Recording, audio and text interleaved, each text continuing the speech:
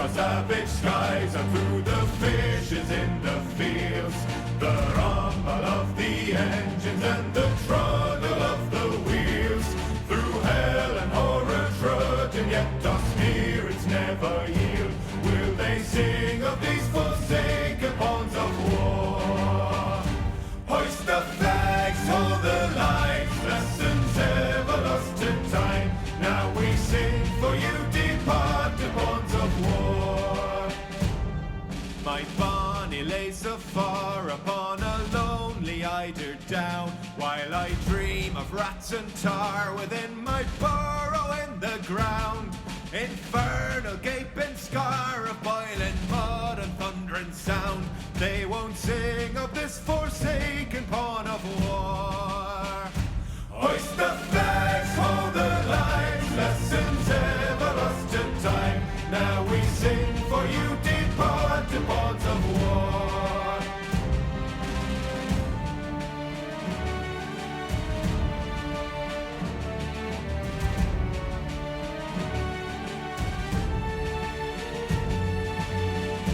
Death on the dunes, we feed the deserts.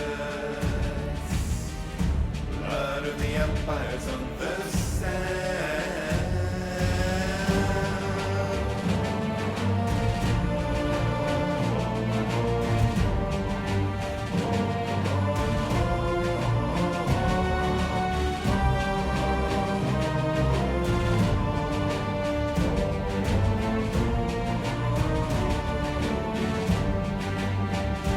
Hoist the flags, hold the lines, lessons ever lost to time. Now we sing for you, departed pawns of war. Hoist the flags, hold the lines, lessons ever lost to time. Now we sing for you, departed pawns of war.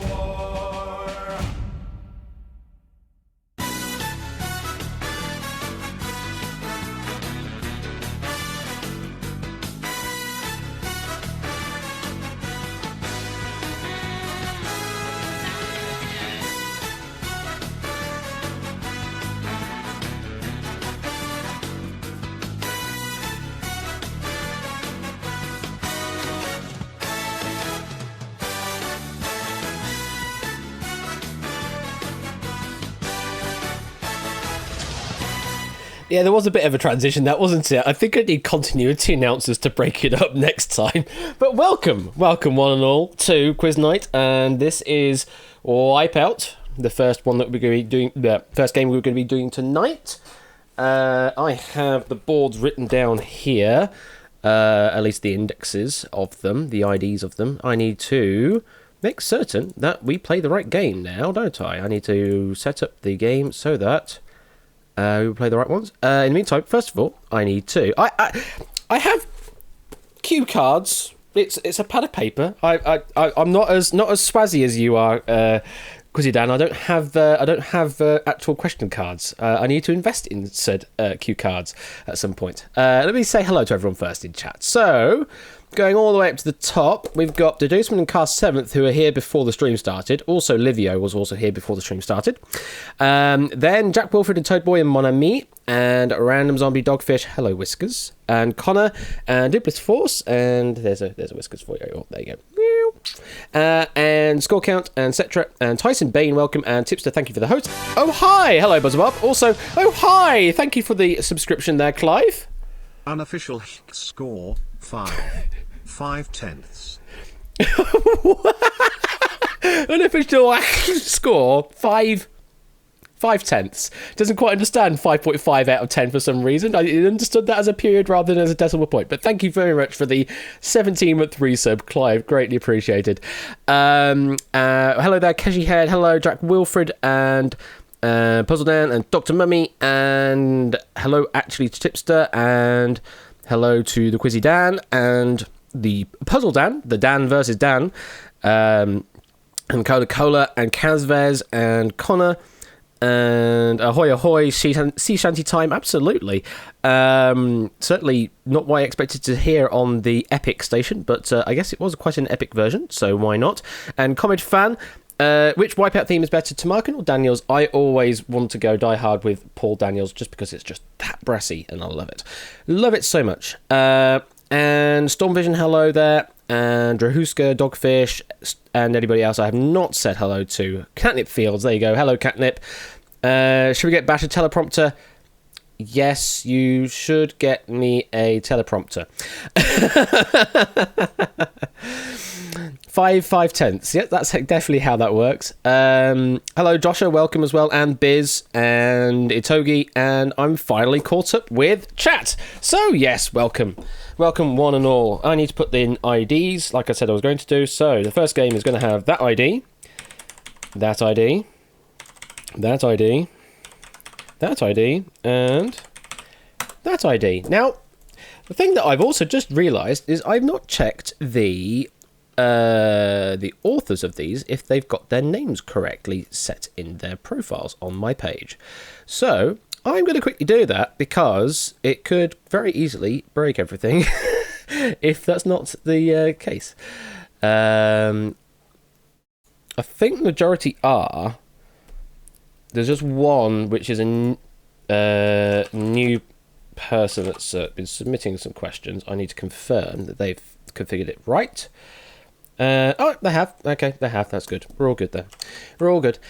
And yes, get hyped for Outright later on, which is going to be a bit crazy. Literally just testing it just before the stream started, just to make certain it actually worked on the server. It might just completely crash and die if there's too many people playing, but I hope not.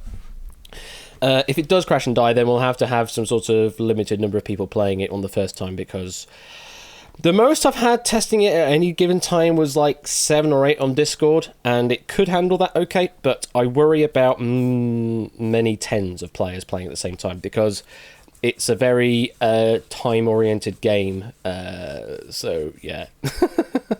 Was it 7 or 8? It was certainly good. Was it? There wasn't 15 people in there, was it? I didn't think there were 15 people in that game. There may have been 50 people in the Discord call, but I don't think there were 15 people actually playing the game. But anywho, go down. There we go.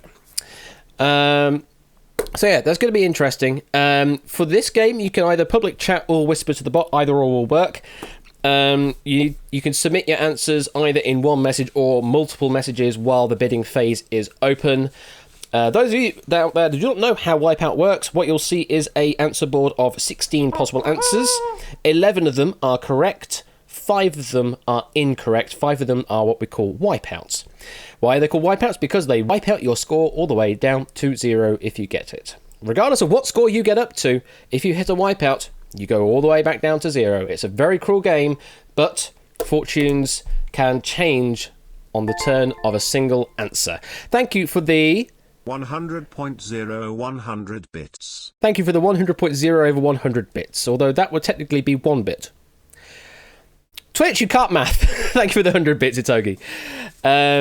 Do I play the song Wipeout when it happens? No, we play the disappointing noise when a wipeout happens. You'll hear it in a moment. Am I able to submit wipeout questions on the database? Yes, Joshua, that is a thing that you can do on my question database. You create a list form style question and tag it with the game show of Wipeout. With Wipeout, I actually look at the questions ahead of time and try and set up a bank of 5 different questions that I think complement each other okay. Otherwise, you could potentially get a mix of really like the same category multiple times over, which I try to avoid to do, or the same author multiple times in a row, because if you're the author of the board, then you can't play, but you get 200 points added to your current score as a token of, oh, you're the author. This is sort of a rough average of what a player could get on playing the board. And I am a bit stricter on wipeout questions. Like, just general list form questions are meh. They're a bit meh. They kind of need to have a little more of an interesting kick to it. But then I don't like them being way too esoteric either. Although I've done ones about, letters of programming languages, which is very esoteric. So I don't know. What it is basically I'm the last person that has a say in everything on that one. You can get the question proofed, but proofing doesn't necessarily mean it will end up on here I'd still need to have a look through them. Kingdom Hearts Cough, that was another one as well, yes. So yeah, there's basically 2 filters that it goes through, the proofers and then me, for Wipeout specifically. Okay, 1 more minute and we'll get the game underway. We've got quite a few players in. We've got 34 players in at the moment from the looks of things. I may have to adjust the leaderboard size so that you can all fit. Yeah, there is definitely a certain flavour to make a really good question. What I can say is thank you to the following for questions for this evening. We've got Brig Bother, we've got Cetra, Avti, 8Minky, Score Count, Toad Boy, Lingo Maniac, and Dogfish. Those are the 8 people that I have got. Why I've said 8 there, we normally play rounds of 5, so it would be 10 boards. That's because there's 2 boards from 2 of the authors that I've got in. And I've put those into 2 separate games, so you don't get 2 of the same, 2 from the same author in the same game. So there you go. That's what we've got to look forward to. And there's some really interesting boards to go for. I think, save for maybe a couple, there are some of them are kind of gettable, I would say, but it'd be interesting to see how well you do against the boards. So I'm now going to go into the Wipeout layout on my Stream Deck. I think we're all ready to go. The last 10 seconds. Exciting, Brig Bother says. Exciting indeed it is. Yes, I've got 2 of your boards in tonight, Brig. One in this first game, one in the second game. So you'll just have to sit back on those ones and just claim your 200 points. Oh dear. So I think we're all ready to go. Good luck, everyone, and let's play Wipeout. Let's play Wipeout. Yes, I just said that. And you know what? Are we all actually just fitting? Is this a just fit situation? Like 8Minky is the last one. Oh, that would be amazing if that's the case. Hang on. Is 8Minky the last one on the board? No, there's more. There's more. There's some more people on the board I have to fit. So it was a close fit, though. So 29, 29. 27, 27. No, not quite. 25, 25. There we go. Everyone's on the board now. 25 is the number I needed there. Cool. Everyone is in now. All the way down to JPB 1982. So, welcome everyone to the game. Good luck. And yes, you can either whisper to Quizbot either with that command or whatever Brig has said, or you can just say it in public chat as well. You just submit it and it will delete the message in it when it accepts it. And you just need to give the number associated to the answer on the board. It should be fairly explanatory once it all comes up. So, the first board, where is Quizbot? Quizbot is around. The first board what we're going to play is Little Butterflies and Worms. Let's see the answers. Which 11 of these, when translated from Italian to English, are types of pasta? Oh, sorry, from English to Italian are types of pasta. Farfalle is Italian for little butterflies and is the popular bow-shaped pasta. Vermicelli translates to little worms, but 11 of these do translate into some form of pasta in Italian. 5 do not. 60 seconds starts now.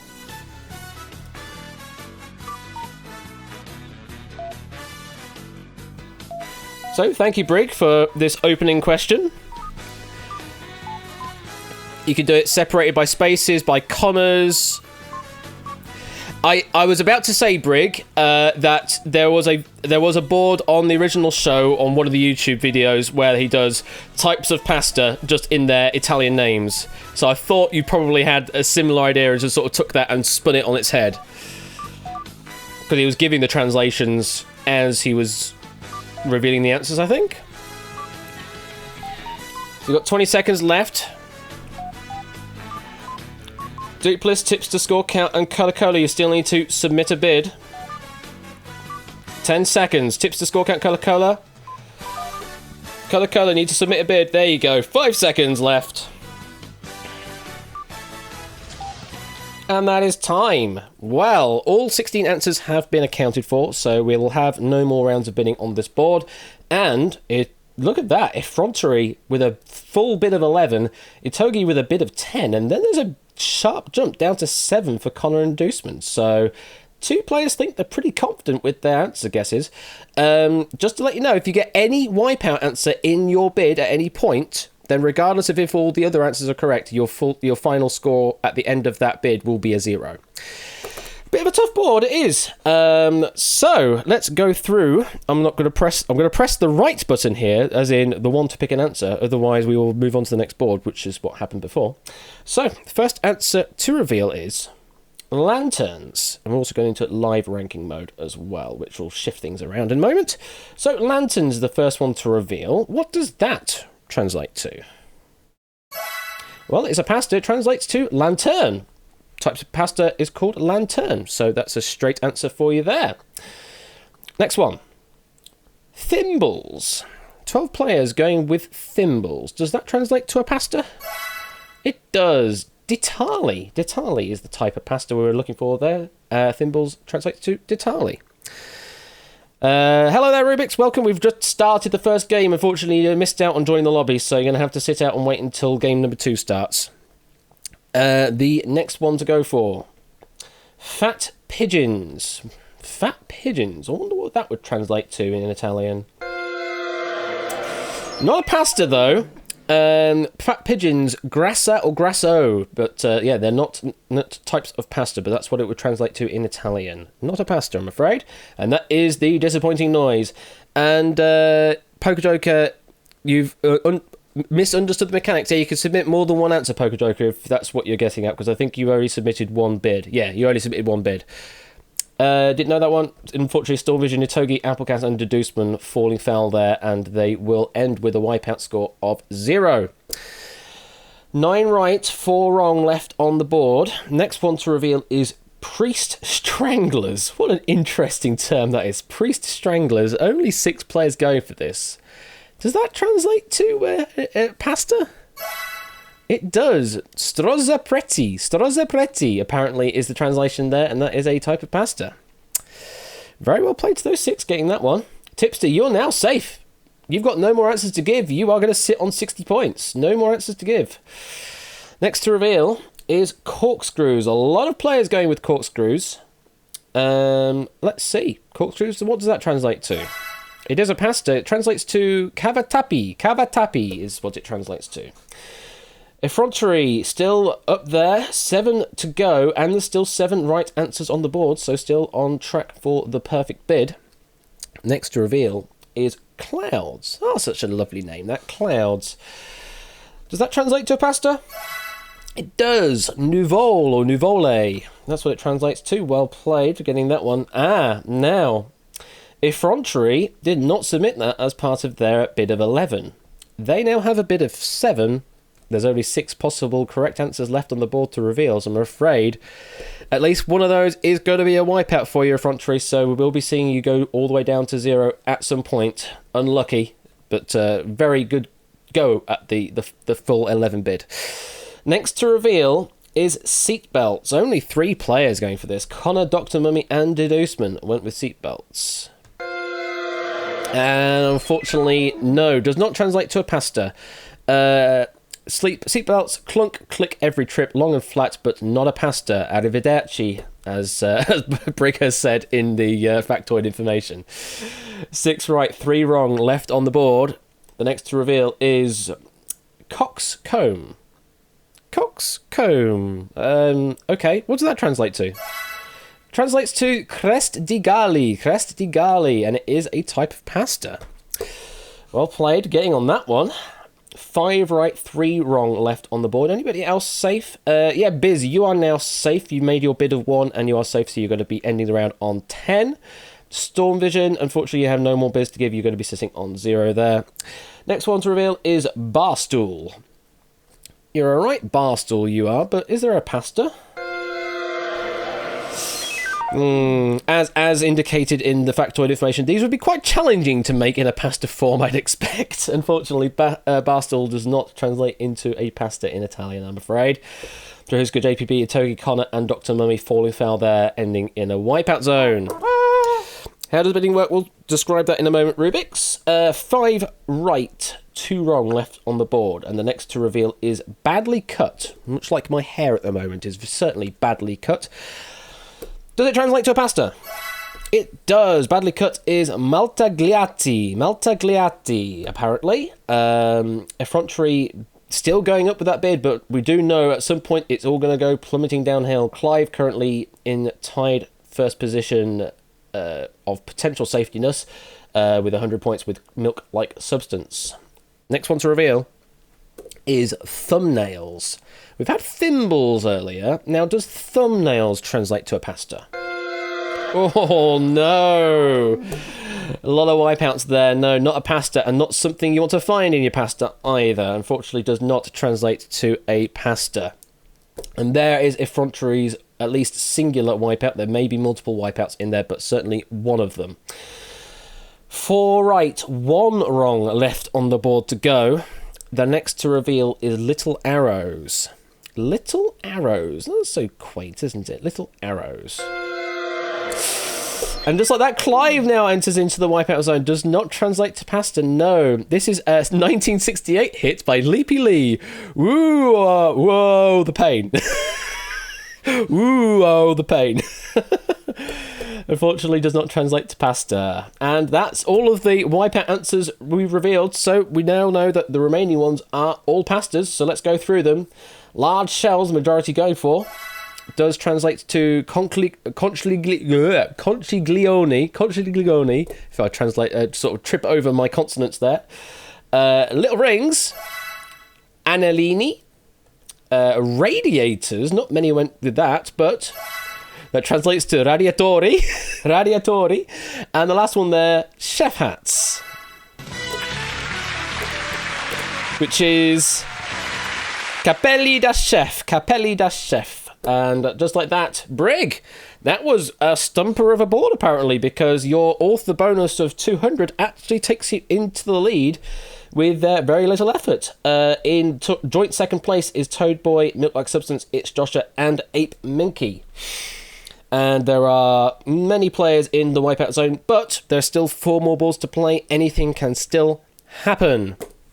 And Rubik's, as to how the bidding works, you'll see in chat in a moment, because unfortunately you can't join the game mid-flow, but the game works by you submit numbers into public chat and it accepts those numbers. You can submit them as a string of numbers in one message or in multiple messages as to which you think are right answers. Points are never safe, Quizzy Dan. You know that. You're always one wipeout away from losing all the points. Okay, points do carry over into the next rounds, though. So, the next board to reveal is Bienvenue, Boyardland. Let's reveal the answers. Since Fort Boyard's 31st regular season starts soon, let's celebrate with this question. Which 11 of these characters appeared during the spin-off show of Boyard Land that aired last year? We are looking for characters that appears in any capacity on screen during the winter 2019-2020 series of the show. All the names here are given in French, accents notwithstanding. And the host, Olivier Min, and any candidates who competed on the show do not count. 11 are right, 5 are wrong. 60 seconds starts now. And yes, you all have to thank Score for this board. Oh, look at that. Briggs already been pre-entering in some answers and going with a full bid of 11. Well then, this is interesting. This is interesting. Brig was like, good luck, everyone. And you do have to submit at least one answer, otherwise you will be wiped out.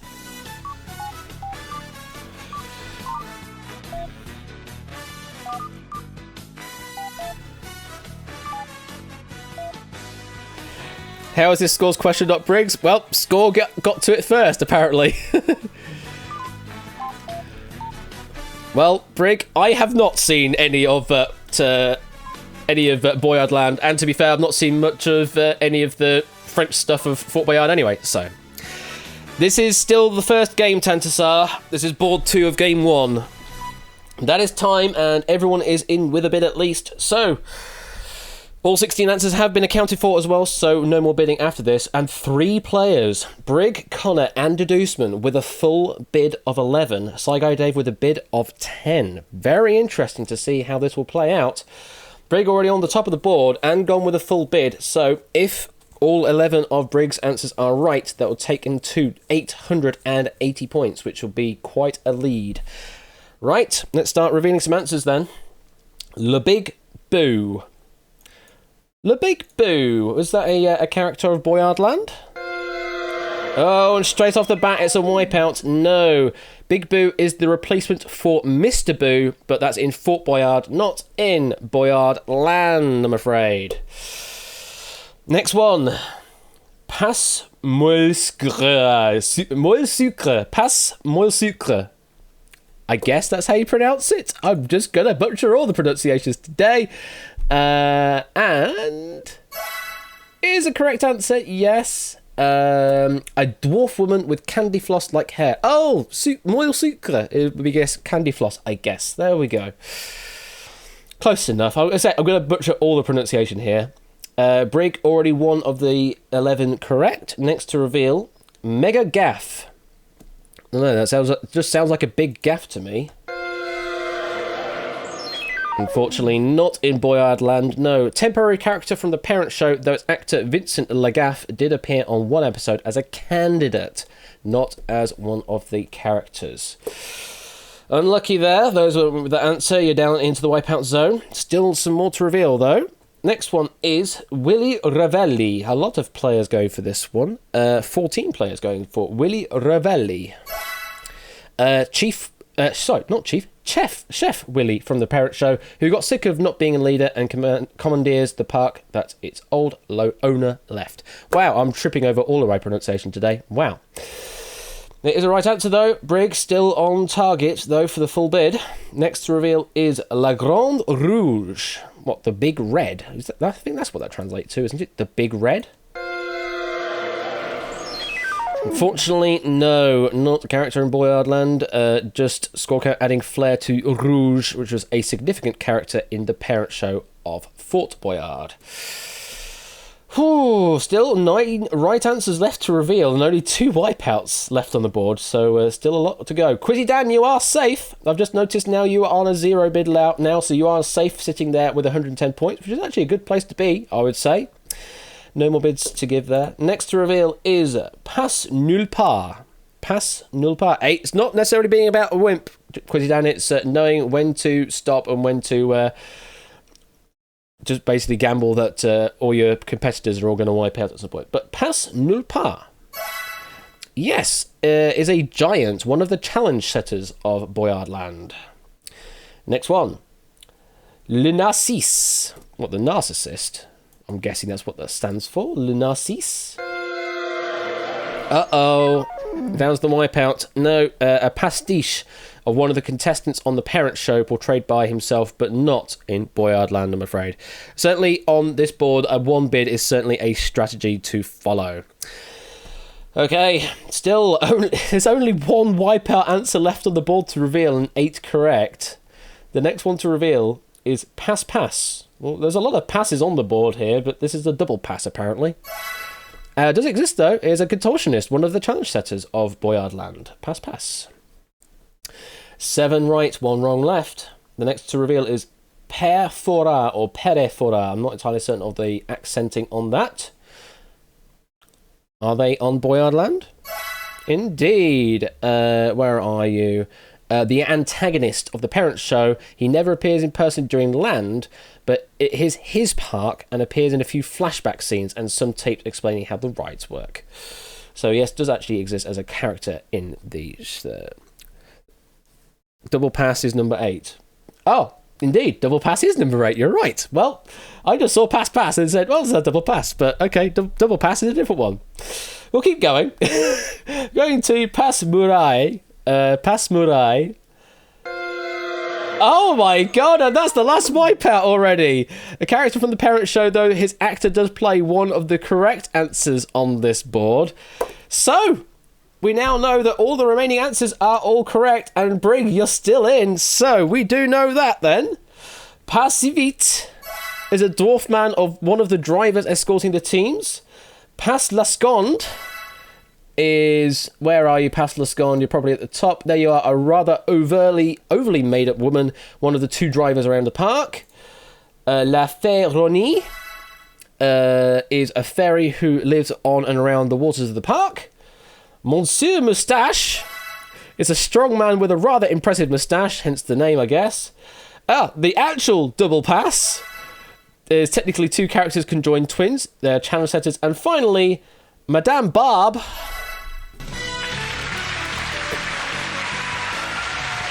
is a strong woman with a surprisingly decent moustache, also a bearded lady. And just like that, Brig takes on a commanding lead now of 860 points. Second place is Applecast and Scorecount in tied second place with 280, although technically Applecast is one ahead because it has given more correct answers than Scorecount has. And then Milk Like Substance on 210, Itogi also on 210. However, Milk Like Substance has fewer wipeouts. Okay, but wait, there's more, absolutely. We can't stop here yet, Brig. We've still got three more boards to go through. So, let's go to board number 3, which is... Vive la France Literature! There's a bit of a theme going on.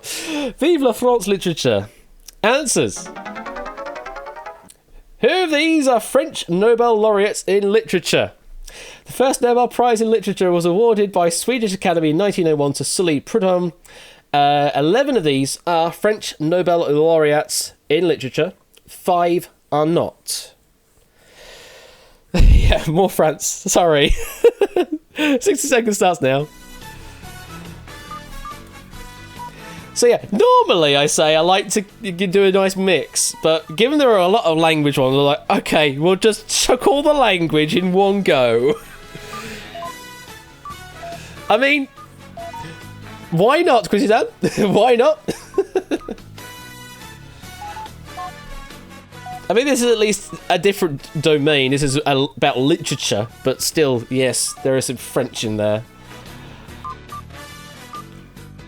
It's more that I'm ruining it for myself because I'm going to have to try and pronounce all these. 20 seconds left. Connor with a full bit of 11. Trying to claw back up to Briggs' position.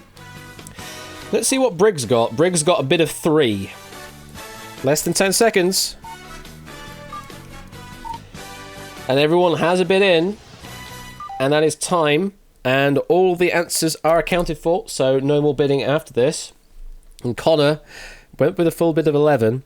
That's one way to make sure that the British and American players don't get an advantage over you. Absolutely, go with some country completely different. Connor with the ons answer, absolutely. What did you say, Connor? It's never going to happen. Well, we'll find out if it does, Connor. If it does, then you'll be on 660 points. If it doesn't, then you're still on 0. Let's put it that way. Brig with a bid of 3, so could advance by another 60 points if all 3 answers are good. So, let's reveal some answers. The first one is Marcel Proust. Marcel Proust. Wow. I'm afraid 15 players already meeting the wipeout zone there.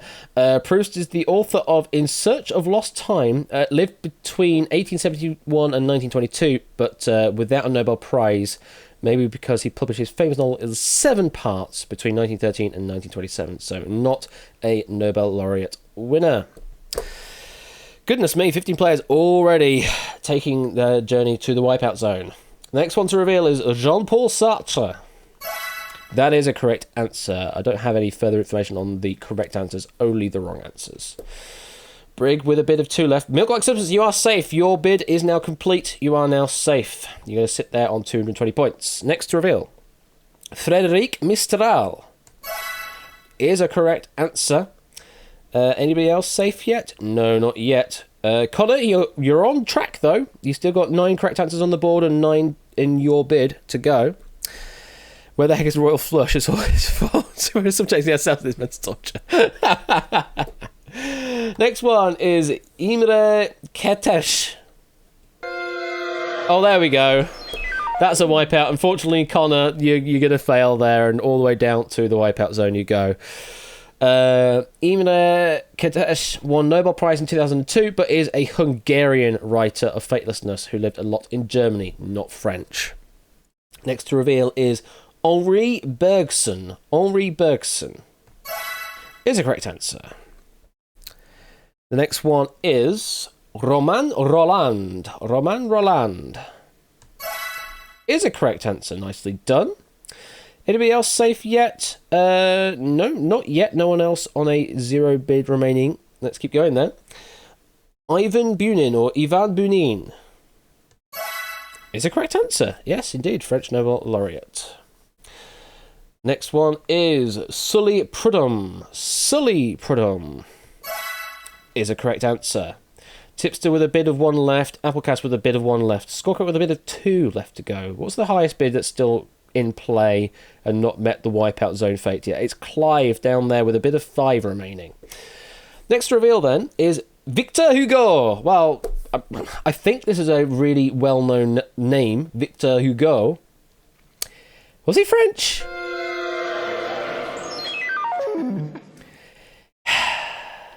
Oh dear. Hugo died before 1901, which was when the first Nobel Prize was awarded. He lived between 1802 and 1885. He did not win the Nobel Prize or Nobel Laureate in literature. So I'm afraid all of those people went with the obvious answer on the board. Unfortunately, it was a bit of a gotcha.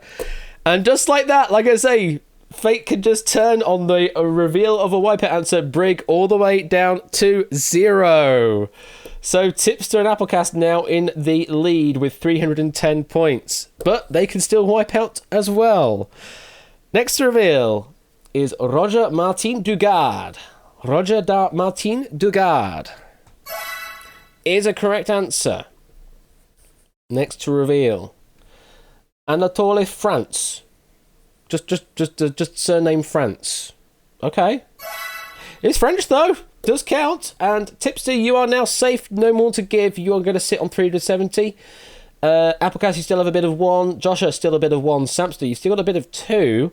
Quizzian, you still have a bit of 2. Clive, still with the biggest bid of the remaining players, bid of 4 to go. Next one to reveal is Jules Verne. Jules Verne. Popular in science fiction, I believe. Oh, interestingly, only Wipeout players have gone with this particular answer. Well, we'll just compound Wipeout on Wipeout then. No, Verne is known as father of science fiction who lived between 1828 and 1905. Did not win Nobel Prize, Nobel laureate in literature, I'm afraid. Still 3 right and 1 wrong on the board. The next to reveal is Albert Camus. Albert Camus is a correct answer. And Colour, you are now safe. No more bids to give. The next one is Émile Zola. Émile Zola. Oh no, that's the last wipeout answer. Quizzy Dan and Toadboy and Clive now joining the wipeout zone on that answer. Zola lived between 1840 and 1902. He was also nominated for the first of 2 Nobel Prizes, but he unfortunately did not win it. That does mean, though, the last 2 answers are correct answers. Let's go through them. André Gide is correct, and Zhao Jingjian, despite sounding very not French, is French.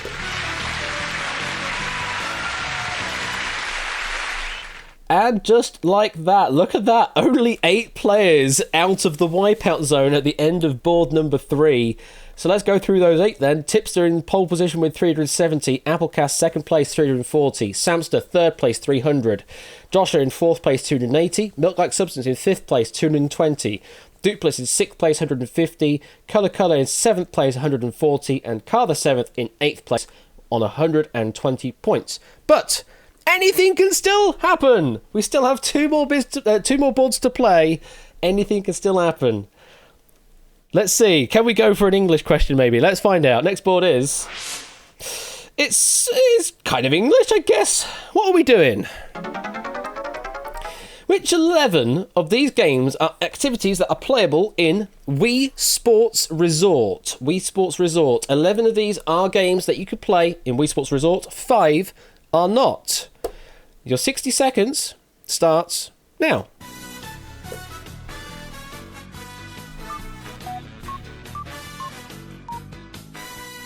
Dupless and Connor straight in with a full bid of 11. Scorecount with a bit of 10. 8 Minky with a bid of 9, as well as Cashy Head.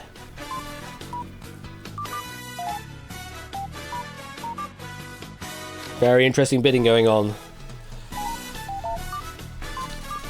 Brig with a bid of 6 at the moment. Oh no, Deuceman now joining the fray of the full bids of 11.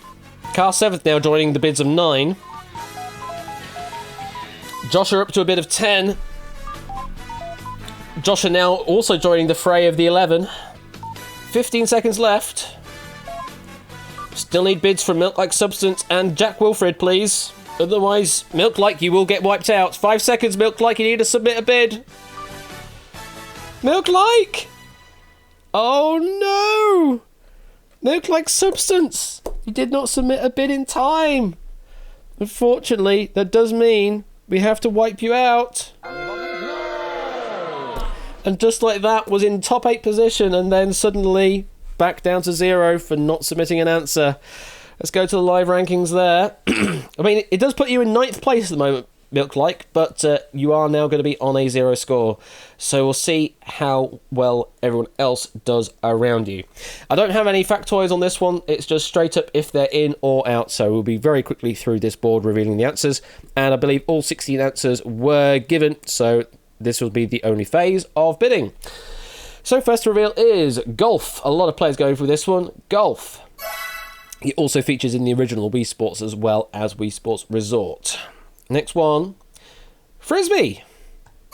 Yeah, actually, Frisbee is a thing. I mean, you know, you got to think about the Wii and the controller and what you can do with it. And I guess throwing a Frisbee is an action you can do with a Wii remote.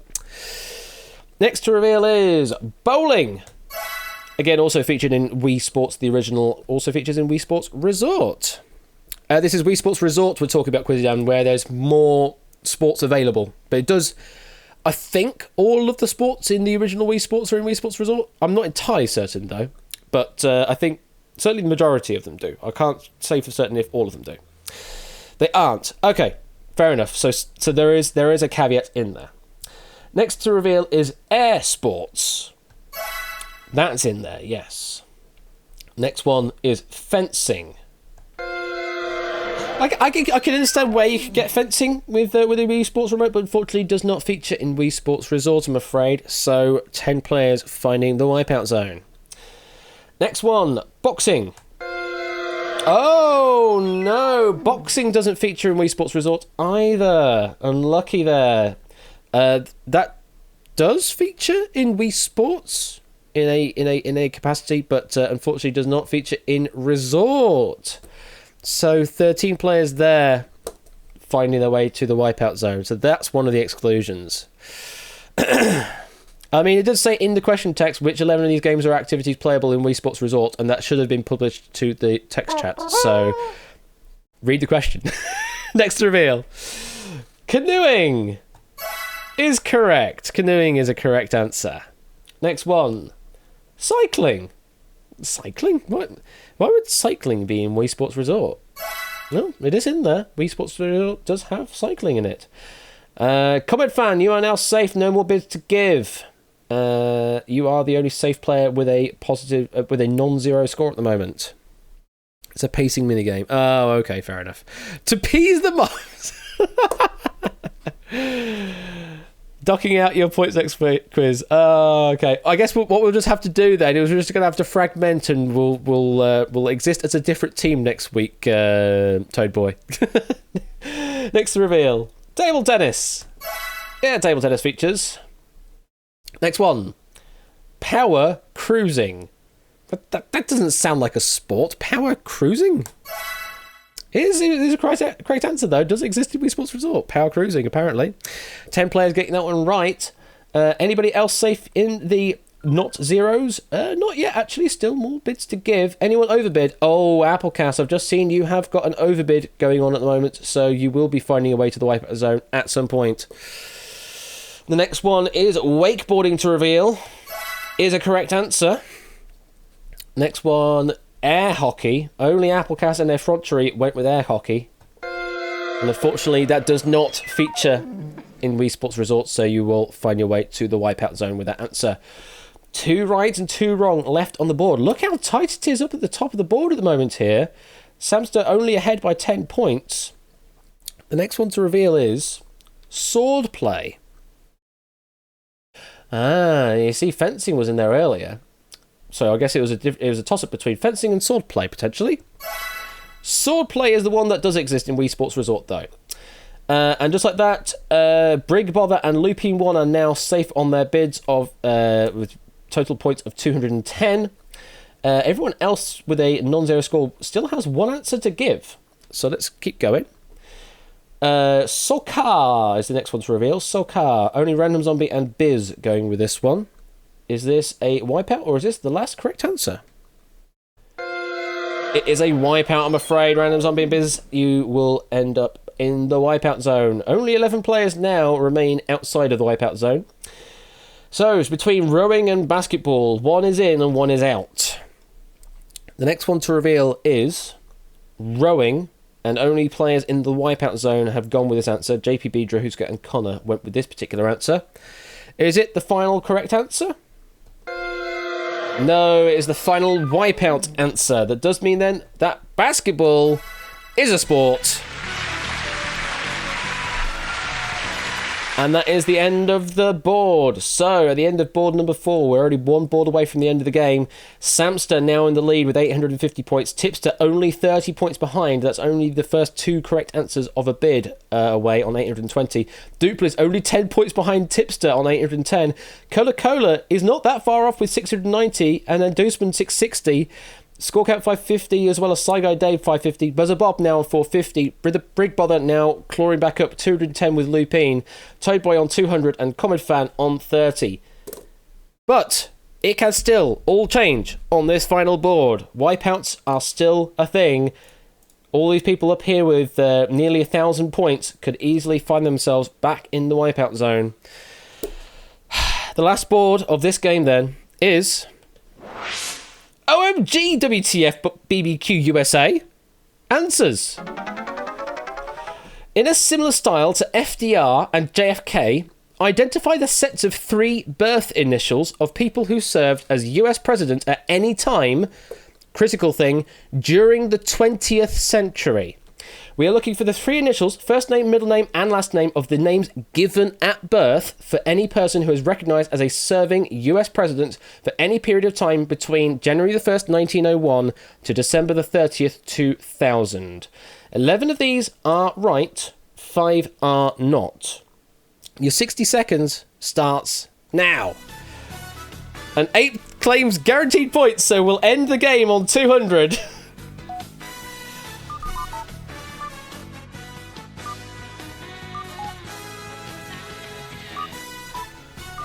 Good luck to you all on this one. There are a couple of gimmies up there, but there are also some really dubious answers as well. Not dubious, tricksy answers, let's say. Tricksy answers. And you are your own saviour in Wipeout tonight, indeed, Ape. You're guaranteed a winning score.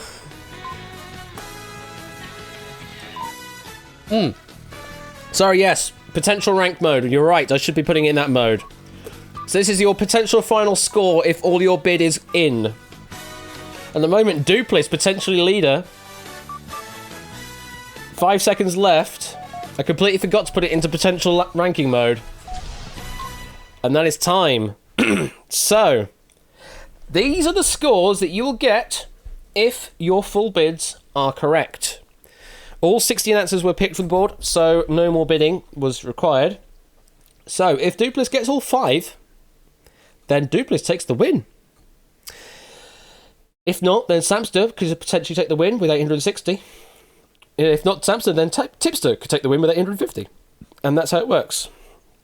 Blue people are clean sheets. They are indeed, actually, yeah. They are the ones without wipeouts at all. So, good luck to you all. Now let's put it into live ranking mode, and let's see how well you all do. 11 of these are right, 5 are wrong. The first to reveal is RBH. And thank you, 8Minky, for putting the factoid information in alphabetical order, because it makes it so much easier to discover things. And also love your plus and minus idea. I think that's a really good idea for information going forwards as well, the plus and minus idea. So, RBH. US President? Yes, but not in the interval that we're looking for, I'm afraid. Not in the 20th century. Rutherford Burchard Hayes? Rutherford Burchard Hayes was from 1877 to 1881 as president, but not during the 20th century is what we're looking for. That's why I made it really obvious during the 20th century, because some of these presidents will be outside of that range. Next one to reveal is JCC. I've just got a noise from... Oh, I'm presuming that is a YouTube subscription. Thank you, Anthony Wasuna, for subscribing to my YouTube channel. JCC, only 2 players, and they're pretty much the extremities of the board at the moment here. Tipster and Connor went with JCC. Is a correct answer John Calvin Coolidge Jr. That was the birth name of the man who went by the alliterative Calvin Coolidge. Jesus Christ.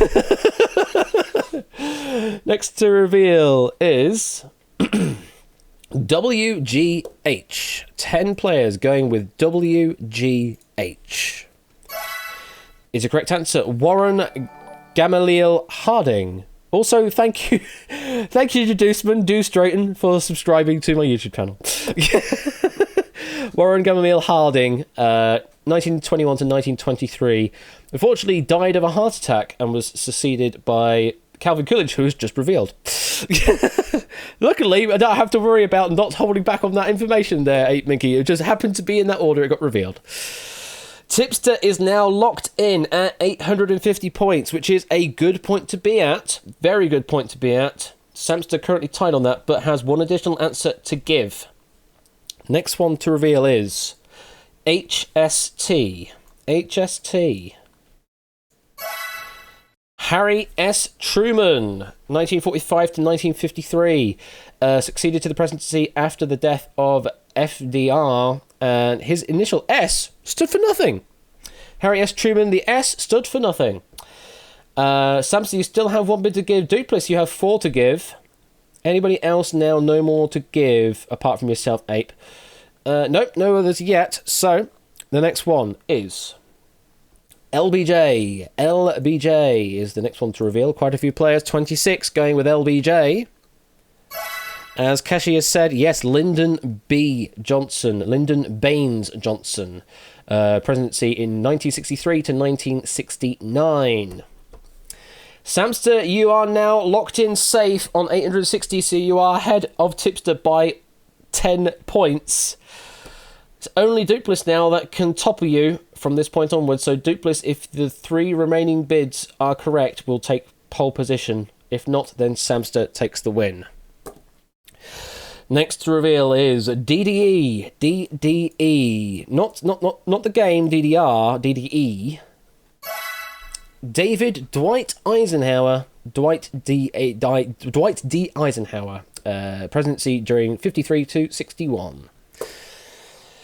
Dupless now in the lead with 2 more to give. Those 2 answers do need to be right to remain on top.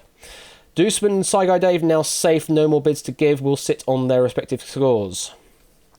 The next one to reveal is WJB. WJB. Only Connor and Drahuska went with this one. Yes! Now this is a tricksy one because it's actually for Bill Clinton, whose birth name was William Jefferson Blythe III. William Jefferson Blythe III, a.k.a. Bill Clinton. Very well played, Connor and Drahuska, for finding that. Next one to reveal is RMN. RMN. Is a correct answer. Richard Milhouse Nixon.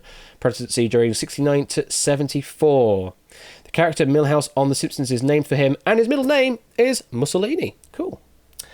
4 right and 4 wrong left on the board. Dupless still needs to give 2 correct answers to stay in pole position. Buzzer Bob, you are now safe. No more bids to give. You're going to be sitting now on 550. Colour, you still have 1 more bid to give.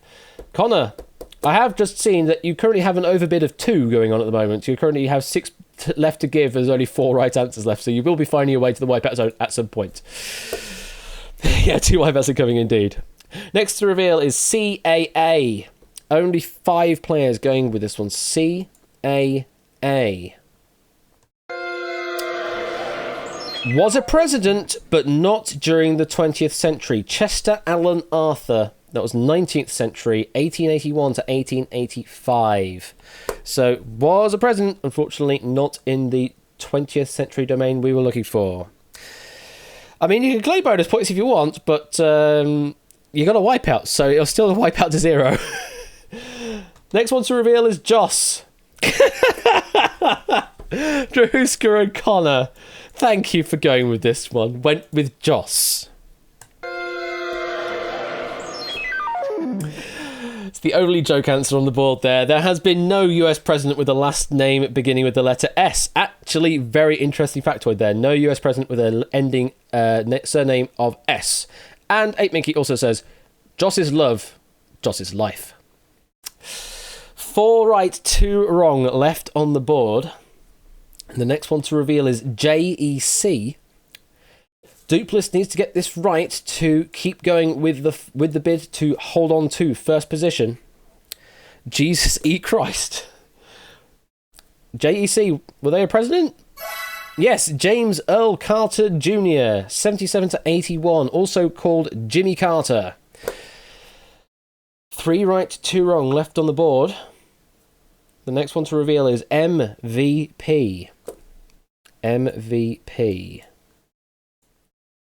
Is it right? Oh no! Brig Applecast, Toadboy, Lupine, Stormvision, JPP, and Connor finding the wipeout there. Martin Van Buren was the birth name of Martin Van Buren, but that was the 19th century, 1837 to 1841. And from Wikipedia, he was the first person to speak English as a second language. His mother tongue was Dutch, and the first born after the United States had declared its independence from Great Britain. So it was a good idea, but unfortunately it was 19th, not 20th century. 3 right, 1 wrong left on the board. Dupless still needs to get 1 right to hold on to first position. Next to reveal is RWR, and this is Dupless's and Cola-Cola's last answer, and it's Josh's and Milk-like Substances and Dogfish's and Clive's and Catchy Heads and Catnip Fields' and Cetra's. RWR. Is it a president? It is. Ronald Wilson Reagan, 1981 to 1989, was president of the Screen Actors Guild twice before becoming US president. RWR, Ronald Wilson Reagan. And that is set. Well played, Dupless. You are now safe, no more bids to give, and you're going to sit comfortably in pole position there with 960. However, we still have 2 right and 1 wrong to reveal. Let's go through them. We have TWW is a correct answer. TWW is Thomas Woodrow Wilson, presidency during 1913 to 1921, was the birth name of the man more commonly referred to as Woodrow Wilson. Next to reveal is SGC, which unfortunately is the last wipeout answer. Stephen Grover Cleveland, but was a 19th century president during 1885 to 1889, so very late 19th century, not 20th century. And the last one to reveal there is LLK.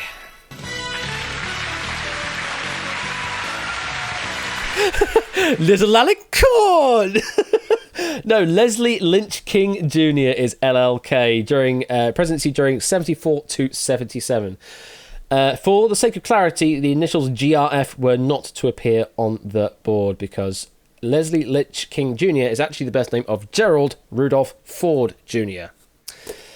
That was the evilest of them all. LLK is actually Gerald Rudolph Ford. So another one of those where the birth name has changed quite significantly. Well, there we go, and congratulations, Dupless, for taking first position there ahead of Samster. Samster takes second, Tips the third, Cola-Cola fourth, Deuceman fifth, Saigo Dave sixth, Scorecat seventh, Buzzer Bob eighth, Joshua ninth, 8 Mickey 10th with the 200-point author bonus there, Car 7th and 11th, Jack Wilford 12th, Effrontery 13th, Beers 14th, Milk Like Substance 15th, Dogfish 16th, Clive 17th, Keshi 18th, Comet Fan 19th, 20th goes to Catnip Fields, 21st goes to Etc., 22nd goes to Random Zombie, and 23rd goes to Puzzle Dan. So, even though Brig was romping it through the first 2 boards, at the end of the game, he ends on a wipeout score of 0. Well then, that's the first game. Let's get a new lobby open, which will play the music again.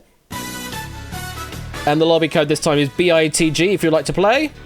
And we'll get 5 new boards up. Put that one in.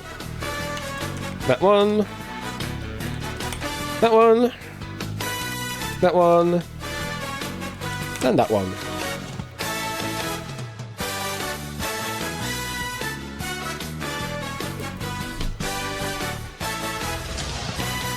Well, I'll give you a couple of minutes to go get a drink or something if you want to do that. So I definitely need to get some water as well anyway. In the meantime, how did you find that game? There was a bit of language in there. There's a bit of French and Italian going on, which is probably... It probably should have been better if I mixed those up a bit, but hey-ho. Them's the breaks. Them's the breaks. Everyone hates you. Brig loves a bit of Wipeout. That's good to hear. And Brig, you do have a board coming up in game number 2. As I said, two of the authors I mentioned of the 8 have got a second board coming up, and they'll be in game number 2. So there will be 200 author boards going to Brig's way on one of the boards. Doesn't necessarily mean it's going to be board number 1, but at some point 200 points will go your way. And then after this, do stick around if you're interested in trialing out a new quiz show idea that I've got called Outright, which is I'll talk about that a bit more when we get there.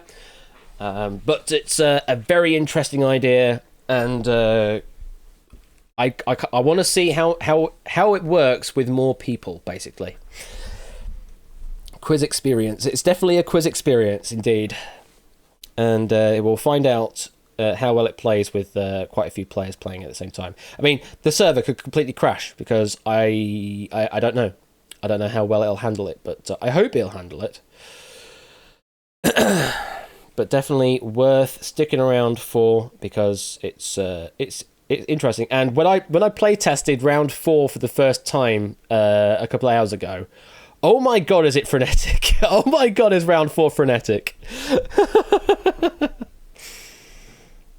If it's the one that was proof recently, you think it's your fave question. Well, we'll find out, Brig, what it is. Only I know the key to the numbers that will appear. One more minute, and then we'll get this second game on the go. And we've got... How many? We've got 40 players this time? Wow, 40 players. And we've got 59 viewers. Hello to the 59 viewers currently watching and playing along with Wipeout. I do these quiz show things and game show things on a sort of regular basis on Wednesdays and Fridays at the moment. And, yeah, I do all this kind of stuff. Make that 60. What? 10, 20, 30, 40.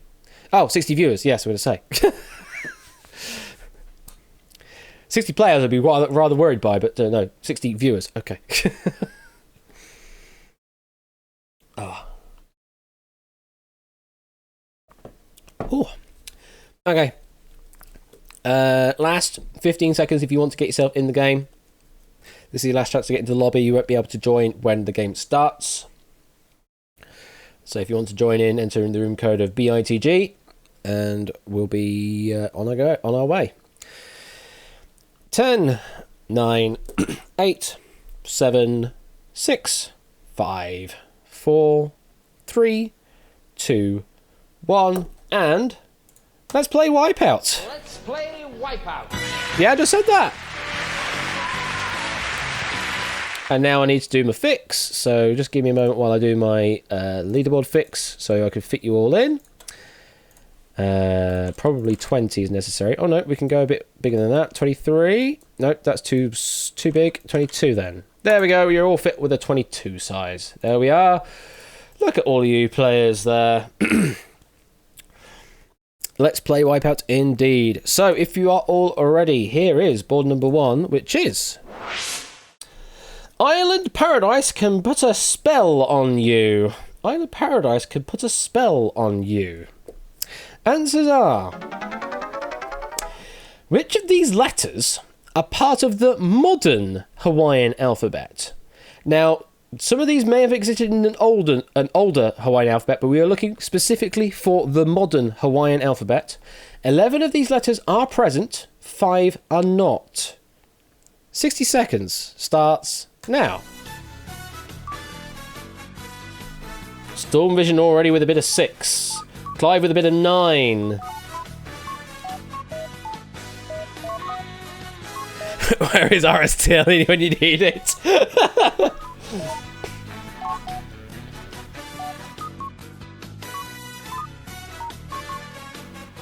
Eight Minky with a full bit of 11. Clive with a bit of 10. 30 seconds left. Oh, you've got a memorization for this, do you, Ape? Very interesting.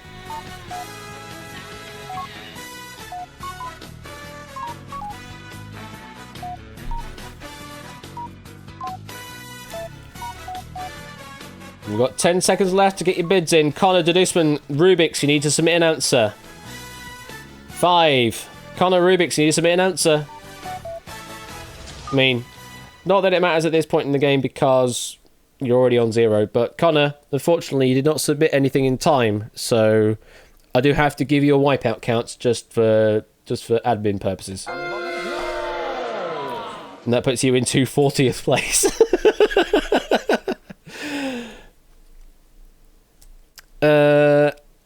What's that? What did you say? What was that you saying, score count? That's what? I don't know. But 15 answers were picked from the board. Not all 16, surprisingly. But because there's 15, that does mean we will be ending on this phase. There is another letter that's not present on the board that is part of the Hawaiian alphabet, which is the Okina, I want to say. And it's the glottal stop, which is what you kind of hear when you say uh-oh. The stop there is the glottal stop, and that is technically a letter in the Hawaiian alphabet, but it's not present on here. All right, do the numbers have been submitted in sequential order? No Rubik's, just in any order, whatever you want to submit. Doesn't matter what order you submit them in. Doesn't have to be numerical, just whatever order you want to submit them in. Okay. Lingo Maniac is at the bottom with no answers, but Lingo wrote the question. They are in blue. It is Lingo Maniac's questions, so we'll end up being immune to all the effects of the board, and we'll end up with 200 points at the end of this board. Okay, first one to reveal. First one to reveal is N. I think we're just going to go straight through the straight facts on them. They're either in or they're not. N. N is in. Ain't Minky. Ain't Minky. What was that about a mnemonic you were going on about? What was that about a mnemonic you're going on about? You've got an overbid going on. What did you miskey? Well, we'll find out in a moment. I'm going to put it into live ranking mode as well, so we're not sorting in a weird order. But you do have a wrong answer in there somewhere, Ape. So we are going to see... You are going to end up in the wipeout zone at some point. And Vicky's saying, oh, I think he's realised his mistake. All right, well, we'll find out what the mistake is as we go on. Next one to reveal is U. U is present. I see I picked another number instead of 9, which I meant to pick. Ah, okay, you meant to pick number 9, but did not pick 9. We'll find out what it is in the next exciting episode of 8 Minky. Next one to reveal is H. Is a correct answer. Next one to reveal is R. JPB, Drahuska, Poseidon, Not Like Simpson, and Brig Bother, the only people that went with R. No. Is it like Merry Christmas is one of the examples that Tom Scott had where it said there is no R in the alphabet, so the closest you can get is mele. It's just this kind of similar sound, a la la la sound. May have kind of spoiled one of the letters, but yeah, no R present in the alphabet of the Hawaiian alphabet, as far as I'm aware. Next to reveal is an A. Wow, look at all of those. 36 of the 40 players went with A. And A is on the board. Well played to the 36 submitted answers there, getting that right. The next one is L. which is present. L is present, as I say, Mele Kalikimaka. Next one, K, also part of Mele Kalikimaka. Absolutely is there.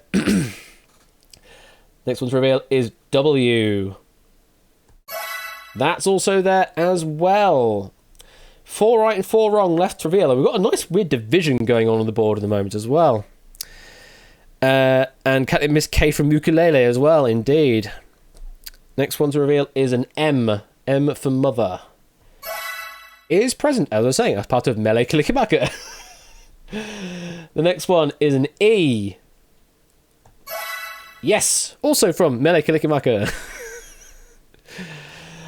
2 right and 4 wrong left on the board. And Kamehameha, indeed. Next one to reveal is D. Ah, 8 Minky, Deuceman and Puzzle Dan went with D. There it is, Ape. There's your wrong answer. D is not part of the modern Hawaiian alphabet, I'm afraid. 8 Minky, Deuceman and Puzzle Dan finding themselves in the wipeout zone. Next to reveal is O. O. Yes, that is part of the Hawaiian alphabet. Only one right answer left out of T, V, F and P. Which is the right one? The next to reveal is T. Clive, Effrontery, Tantasar, Huska and Deducement went with T. Does not exist. T does not exist in the modern Hawaiian alphabet, I'm afraid. It may have existed in an older Hawaiian alphabet, but in the modern used Hawaiian alphabet, it does not exist. Clive bidding one too many and feeling the full force of the wipeout there. Next to reveal is V. Drahuska, Deducement and Puzzle Dan in the wipeout zone went with this. It is another wipeout. V is not present. So, between F and P, one is in, one is out. Next one to reveal is P, which is in the Hawaiian alphabet. And no one went with F, which is not in the alphabet. So, at the end of that, Joshua, Duplis, Tipster and Carr with a full bid. 4 players doing a full bid and now sitting on 660 points. Dogfish, Rubik's and Sly Guy Dave only one off that full bid, now sitting on 550 points. Looping, Color, Togi and Buzzer Bob with a bid of 9, sitting on 450 points. Pop Ramen Comedy, Party of Me on 360 points. Catnip on 280 with Quizzy Dan on 280 and Scorecare and DMM. Well, 29 players with a non-zero score at the end of board 1, which is, that's a lot of players with a non-zero score, but anything could still happen. So, let's go on to board number 2 and let's find out. Critics' movie choices at Brussels World's Fair 1958. It's hideously specific, isn't it? Answers. Which movies were voted as the best ever made in Expo 58 at Brussels World's Fair? The poll received nominations from 117 critics from 26 nations in 1958 Expo in Brussels. 11 of these were voted best ever made at Expo 58 at the Brussels World's Fair. 5 were not. 60 seconds starts now. Clive's already in with a bid of 8. That's a strong early bid. Ape also with a bit of 8. And Drahuska. Drahuska with a bit of 10 now. Very interesting. Catnip apparently going with a strategy of wands. Josh are now joining the fold of the 8. 25 seconds left. Oh, Connor's going bold, going with a bit of 11.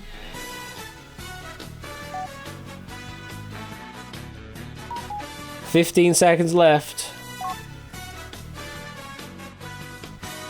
Last 10 seconds to make your final bids. Drahuska now going for the full bid of 11. Deuceman with a bid of 10. And Rubik's just getting there in time. And all 16 answers are accounted for. So no more bids after this. Let's go to the live board. There we go. So 11 were voted best ever made at Expo 58. 5 were not. Let's see. What's right and what's wrong? Here we go. Ben-Hur. 10 players but with Ben-Hur. Now, the critical thing was that we're asking about Expo 58, which was in 1958, which is sort of in on a couple of the answers. Was Ben-Hur before or after 1958? Afraid after 1958, it was in 1959. 1 year after. 1959 was Ben-Hur, I'm afraid. Yeah, the year kind of helps. It does, doesn't it, Ape? It does, doesn't it? Unlucky there. Buzzer Bob, Pop Ramen, Catnip, Storm Vision, Ape, Clive, Infantry, Brig, Tantazar, and Drahuska. Oh, Catnip was your only bid as well. Oh, it's so harsh when that happens. Unlucky Catnip. Oh, that's so harsh. Oh, damn. Going for the calm one bid, but unfortunately finding a wipeout answer. Next to reveal is Citizen Kane. That was there, yes. That was a best ever at Expo 58. Next one, Bicycle Thieves. Yes, it is. Bicycle Thieves was voted best ever made at Expo 58. Next one, Vertigo. Now, this one is really cruel because it is a film by Alfred Hitchcock, but it was made during the year of the vote. It was released in 58, so unfortunately could not be voted at Expo 58. Wow, I know, very cruel that one. Very, very cruel. Next one, you have Avti to thank for this particular question. Avti is the answer there, 8 Mickey Avti. Next one to reveal is The Passion of Joan of Arc. That is the correct answer. Scorecard, I've just realised you are now safe there, sitting on 290. Samson, you are safe, sitting on 70. Next to reveal is Greed. Not the game show, but the film, Greed. Yes, well played. Next one to reveal is Metropolis. Metropolis. Now, this one was before 1958, however, was not voted as the best ever made at the Brussels World Fair, I'm afraid. So it was early enough, but not one of the best voted, I'm afraid. Can we get a bingo, Ape says. We'll find out. 7 right, 2 wrong left on the board. Can we get a bingo of wipeouts? We'll find out. Next to the Fireball, next to reveal is Modern Times in the bottom right corner. Oh, no, it's a wipeout. Modern Times is a wipeout. Film by Charlie Chaplin in 1936. So again, met the date criteria. However, was not voted to the Brussels 12. Was not voted as best ever made at Expo 58, I'm afraid. Wow. What's the trick of the week? Well, I don't know. We'll find out. So there's 7 right and 1 wrong left on the board to reveal. Wow. Don't normally get this kind of distribution. 7 right, 1 wrong left. The next one to reveal is Grand Illusion, which is a correct answer. Tipster now takes the lead. Your tweet next week is different questions. Well, yes. That's definitely going to be a tweak next week. It'd be very, very, very stupid to have the same set of questions week in, week out. Next one to reveal is Intolerance. It's like Perfect Recall or something. Intolerance is a correct answer. Dan's Perseverance bingo. I mean, yeah. We had Groundhog Day as a recurring theme as well, but yeah, that was another thing. 5 right, 1 wrong left of the board. Next to reveal is Gone with the Wind. Oh no! That's the last wrong answer. Gone with the Wind. Meets the date criteria of 1939, but was not voted as one of the best ever made at Expo 58. Really surprising. Was not voted as one of the best. Does mean, though, that all the remaining answers are right. So let's go through them. Last Laugh is correct. Mother is correct. The Gold Rush is correct. Battleship Potemkin is correct. And Earth is correct.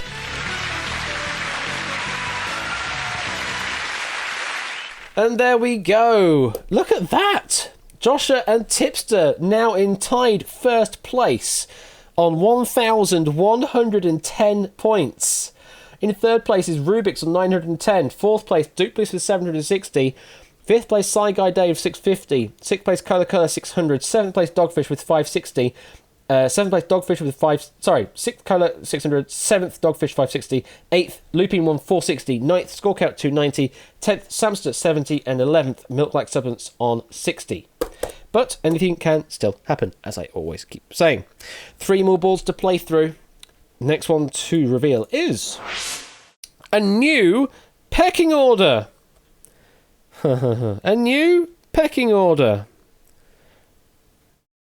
Let's reveal the answers. Which of these are breeds of chicken? We're specifically after chicken breeds that have been defined by the British poultry standards. Yes, they exist. Note that doesn't just mean breeds native to the UK. 11 of these are breeds of chicken as defined by the British poultry standards. 5 are not. 60 seconds starts now. And thank you, Dogfish, for this board.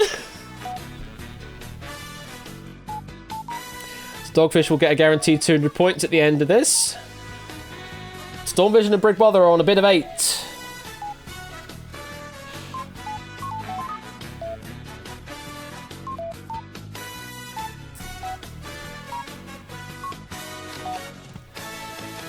No one topping the bit of 8 though. Drahuska joining the fray of the 8. Oh no, Drahuska now going for the bit of 9. 30 seconds left.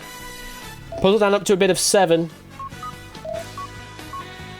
Oh, Connor's going all ham again, or all chicken, with a bit of 11. Do you feel clucky? Buzzer Bob Drahuska to do some on a bit of 10. Quizzy down on a bit of 9. Drahuska on a full bit of 11. Less than 10 seconds to finalise your bids. Rubik's and Samster, you need to bid. Rubik's, you need to bid. There you go. You just got in there, Samster. You did not bid in time. I don't know where you've gone, but I'm afraid I do have to wipe you out. Let's go to the live leaderboard. So, all 16 answers were again accounted for. So, no more bidding after this. In these frying times, indeed. So, 11 of these are just straight chicken breeds that exist. 5 don't. The 5 there. I will say, 5 of the answers on the board are not chickens. They're cheeses. So the wipeout answers are cheeses. If you could find that. There's your information for you. The 11 right answers are chickens. The 5 wrong answers are cheeses. Let's start revealing. Sussex. Yes, Sussex is indeed a breed of chicken. Next one to reveal is Jersey Giant. Well, Jersey you'd think maybe like a potato. But now that I've said that it's cheeses or chickens, then it's a chicken. Jersey Giant is a chicken. Next to reveal is Rosecomb. Rosecomb is a correct answer. Connor, you're already on an overbid of over 2. So again, you're going to be ending in the wipeout zone. It'll happen sometime, Connor. It'll happen sometime. Next to reveal is a Plymouth Rock. Now, that's a really weird one, a Plymouth Rock, because that's a totally different thing. However, it is also a breed of chicken. Plymouth Rock is indeed a breed of chicken, according to the British poultry standards. Next to reveal is a Kidderton Ash. Kidderton Ash. Hello, I'm on the board apparently. Kidderton Ash. No, that is one of the types of cheeses, I'm afraid. You are going to be cheesed off with an answer. Next one to reveal is a Frisian. A Frisian is indeed a breed of chicken. Smoked by Ash, indeed. Next one, this is a foul board, probably, yes. Next one is a Cornish Yarg. Cornish Yarg. So, that's it again, one of the cheeses. Cornish Yarg is a cheese. Cetra, Milk Like Substance, Buzzer Bob, Parsi Me, Poker Joker, Puzzle Dan, Effrontery, Connor, Drahuska, and Jadoosman finding their way to the wipeout zone. Oh my goodness. 6 right left on the board though. Next one to reveal is a Leghorn. I mean, you know, there is a cartoon character with Leghorn in its name, and Leghorn is indeed a breed of chicken. Saigai Dave, you are now safe. No more bids to give. Colour, same. Lupine, same as well. And Toika, also the same. Lingo Menek, also the same. Itogi, you already finished with your bid. You are sitting on 10. Lion and Comet Fan, you are now also sitting on your finalised bid there with 10 points. Next one to reveal is Balcom Brown Ring. Balcom Brown Ring. That's a very convoluted name. But it is a type of cheese, I'm afraid. Balcom Brown Ring is a type of cheese. Buzzer Bob passing me, Brig Brother, Connor and Deduceman finding that wipeout. Still 5 right and 2 wrong on the board. The next one to reveal is a Derbyshire Red Cap. A Derbyshire Red Cap is a correct answer. Next one to reveal is a Leicestershire Red. Now this was a sneaky one. A Leicestershire Red. It's just a tricksy version of a Red Leicester, I'm afraid. A Leicestershire Red is just a flipsed version of Red Leicester, which is a type of cheese. 4 right and 1 wrong left on the board. Quizzy down with an impressive 3 cheeses there. Can It's Joshua survive with the 3 remaining bids and continue taking the lead? Tipster doing well with only 1 left to give. Next to reveal is a Gevrick. A Gevrick. Clive, Quizzy Dan, Effrontery, Brig Bother, Drahuska and Connor. Now, is Gevrick going to make it another cheese for Quizzy Dan? It is another cheese for Quizzy Dan.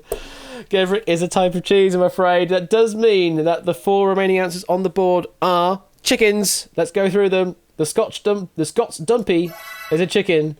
Norfolk Grey is a chicken. Dutch Bantam is a chicken. And the Sicilian Buttercup is a chicken.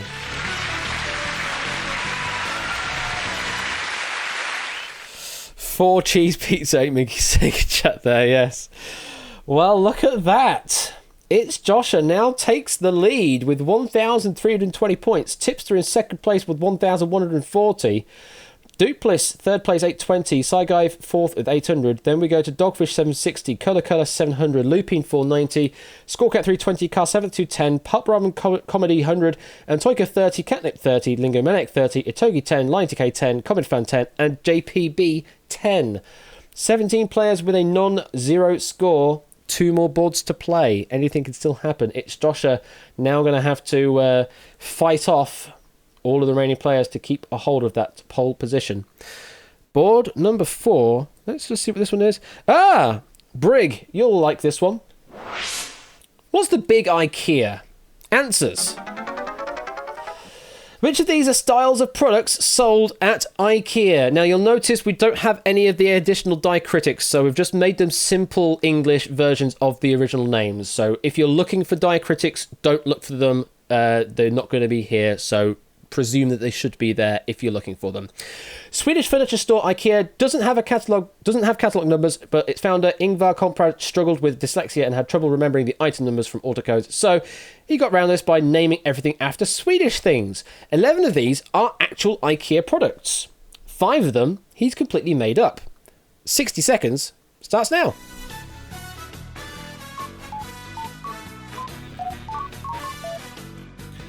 Connor with a full bit of 11 straight off the bat. Drahuska with a bit of 10.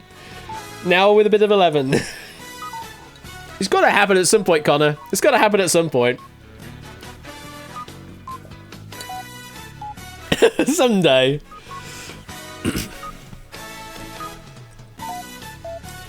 Got about 30 seconds to get your bids in. And thanks, Ape, for rearranging all of the answers into the alphabetical order like you did with your particular answer, with your particular question, should I say. Drahuska, Connor, and Deduceman all in the fold of the 11. 10 seconds left. Rubik's and Buzzer Bob, you need to submit an answer in time.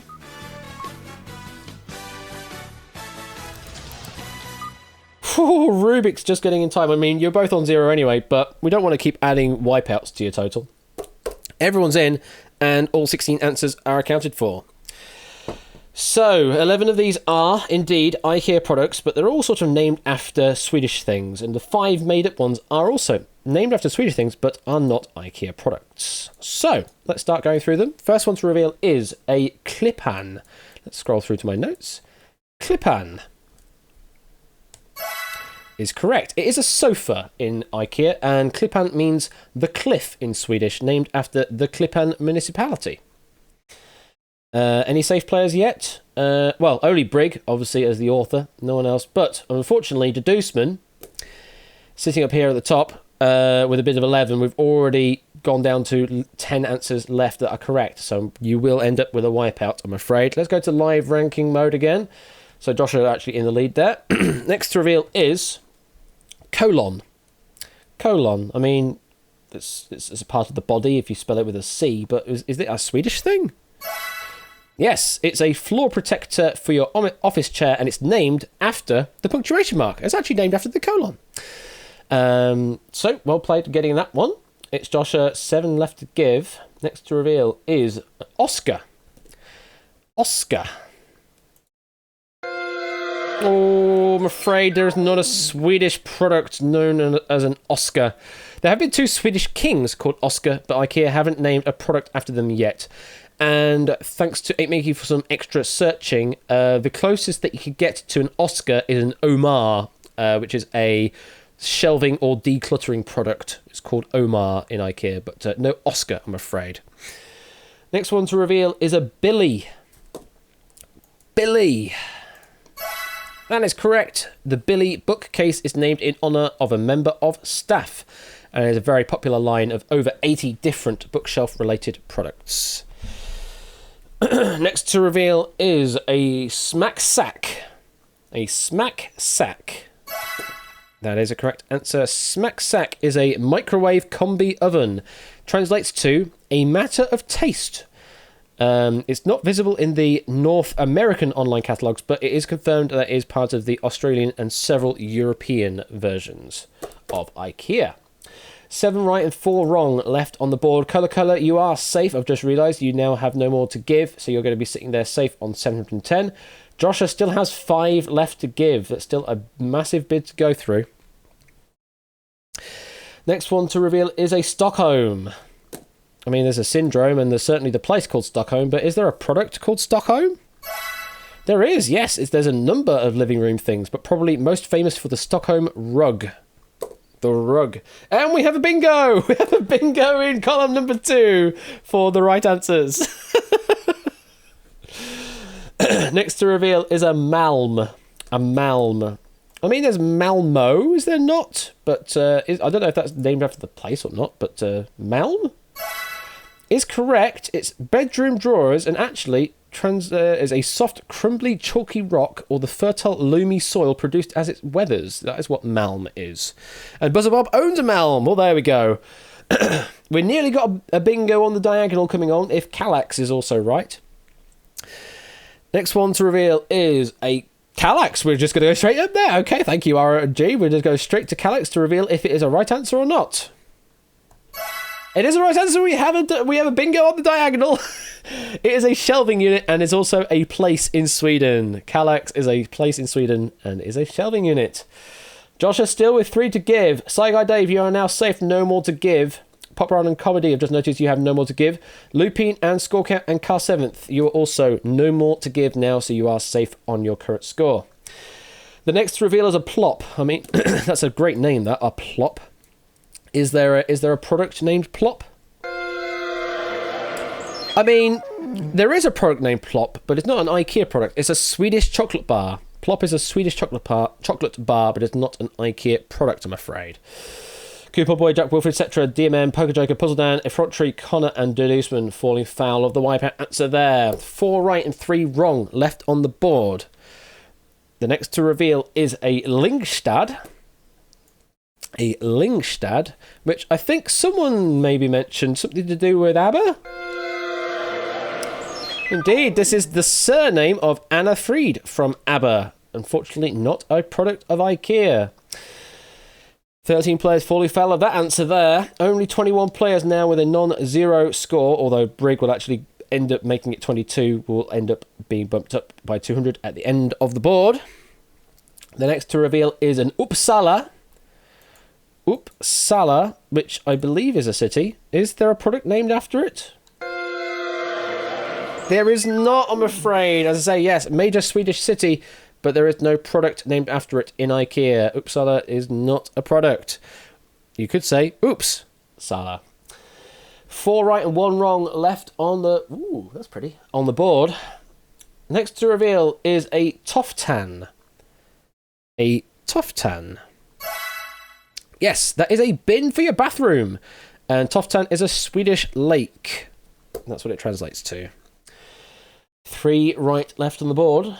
Josh is still with 2 left to give. Duplis and Dogfish, you are now safe. No more to give.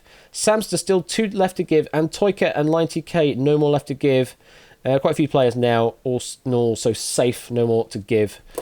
Josh, you got to hope that you get 2 of the next... your next 2 right to keep a hold of that lead. Next one is an Inga Britta. Oh, hang on. That's not in-game. That's my subscriber. Howdy. Howdy. Thank you for the 13th pre-sub there, Matt. Greatly appreciated. That is a surprise. It's a spot prize! Steve, what they got? Well, I mean, with this particular answer, it's a pretty good one. Inga Britta. I mean, there's a Britta filter, and there's like Inga as like Ingvar. Is it a combination of Ingvar Britta filter? I mean, it's a correct answer, but it's not that. It's a sort of reddy pink bedspread, and it's a variant form of Swedish name Ingbrit. Ah, okay. The throws seem to come in a lovely assortment of 5 colours. Lovely. But there we go. Not a Britta filter. It's actually a reddish pink bedspread. Cool. And Inga is female name. Yep, cool. 2 right and 1 wrong left on the board. Joshua, you still have 1 answer to give. Tipster, you still have 1 answer to give. Rubik's 1 left to give. Samster still 2 left to give. Itogi 1 left to give. Next to reveal is Patrol. I mean, it sort of sounds like petrol. Patrol. I mean, it is an IKEA product. Something you put on corners of tables to make them less sharp. And it's Swedish for not petrol, but patrol, as in to patrol around. Patrol. 1 right and 1 wrong left. Joshua is now safe. No more left to give. Tipster still has 1 left to give. Rubik's is now safe. Samster still 1 left to give. Itogi still 1 left to give. Here we go. The next one to reveal is a Dockster. Is Dockster the final IKEA product? It is the final IKEA product. It is a table, and it is a Swedish locality. That does mean, unfortunately, for those in the wipeout zone anyway, I mean, there's not much penalty because you're already in the wipeout zone, but the last one there, Rydberg, is a wipeout, which is a Swedish meat dish. Not quite the same preparation as an IKEA meatball dish, but it is still tasty nonetheless. Rydberg, not an IKEA product.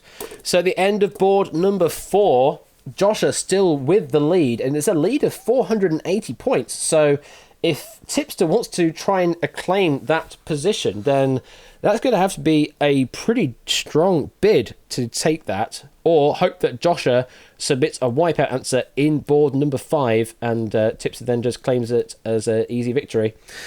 This time I'll remember to put it into potential ranking mode so you can see where you would end up if you complete your bid. Now, what do they have for my final board? Oh, this one. This could be a very interesting board to see how you play. This one could be good for everyone to play on, I think. Board number 5. The Deck of Many Divine Things. Answers. Which of these are the names of the major arcana cards in a tarot deck? The major arcana are the emblematic picture cards of a tarot deck. There are usually 22 of them in a 78 card deck. Exactly half of those 22 are somewhere on this board. However, there are 5 more answers that are either close to the names of actual cards but are slightly changed, or entirely made up names which are not valid. Which of these 11 are major arcana cards in a tarot deck? Which 5 are false? 60 seconds starts now. Oh my goodness, look at this. 5 players already with a bid of 11. 2 with a bid of 10. Oh, potential mode. There we go, we're in potential mode. So Josh are currently with a bid of 3, holding on. Tipster with a bid of 3. Josh is now advancing to a bid of 4. Dogfish has now advanced to a bid of 10. Would potentially take second place away from Tipster. 25 seconds left. Josh are advancing even more. Tipster reclaiming second position. Oh, very interesting this. Josh and Tipster still going neck and neck on the bidding here. Tipster with a bid of 10. Joshua with a bid of 9. And that is time. 16 answers were acclaimed. So, no more bidding. Well, if all of the bids currently presented are correct, which we know some of them will be wrong because 16 answers were picked from the board, then, if all are correct, then Joshua will take the win with 2,130 points, which is a damn good score. Tipster will be in second place with 1,750, and Dogfish will be in third with 1,410. However, that is presuming perfect bidding from you guys. So, we'll find out who is right and who is wrong. Currently 21 players with a non-zero score. What will be the final result? Cetra will end up with a score of 200 no matter what, because it is Cetra's board. Currently would put them tied with Brig Bother in 11th place. So, here we go. The first one that I'm going to reveal is the world. And now I'm going to find the information in the answers. The world is correct, is the 21st XXI Major Arcana card in the Tarot deck. Next one, the Empress. The Empress. It is there, is the 3rd Major Arcana card. JPB and Drahuska, I've just noticed you currently have now overbid. So you will end up with a wipeout score, I'm afraid. Next one to reveal is Wheel of Fortune. It is the 10th Major Arcana card in most tarot decks, as well as being a game show. Next to reveal is the Wizard. Only 5 players going with the Wizard. Is it a Major Arcana card, or is it a dupe? I'm afraid it is a dupe. It's actually called the Magician, also known as the Magus or the Juggler, and is the first Major Arcana card if named as that. Unfortunately, the Wizard, named as such, is not a Major Arcana card. My boy. 8 right and 4 wrong left on the board to go. The next to reveal is Justice. Justice. Justice for all. Well, certainly for the 19 players that gave that answer, yes, Justice is correct. Is a Major Arcana tarot card number either 8 or 11, depending on the deck that you pick. Next one to reveal, Judgment. Well, we just had Justice. There's another J word. Judgment, is that also a Major Arcana card? It is. It's the 20th Major Arcana card. Josh is still with a bit of 5 to go. How many other overbids have we got? JPB have already mentioned. Tantusar, you currently have overbid by 2, so you will end up with a wipeout score, I'm afraid. Drahuska Introducement also down here at the bottom. Overbid by 2 will end up with a wipeout score. Connor, also, I've just noticed, Connor, your situation as well. You're going to be on a wipeout. It nearly happened, Connor. It nearly happened. Next one to reveal is the Knight. Only 6 players going with this one. The Knight. Is the Knight a Major Arcana card? I'm afraid not. They are Minor Arcana. There are 4 Knights in the tarot deck. They are Minor Arcana cards, not Major. Unlucky there, Antoiko, Toadboy, Tantasar, Puzzle Dan, Drahuska, and Deduceman. Could we get a wipeout bingo across the second row there? We'll find out. Next to reveal is the Hierophant, or the Hierophant. I'm not entirely certain how to pronounce that, but I'm going to go with Hierophant as the way to go for it.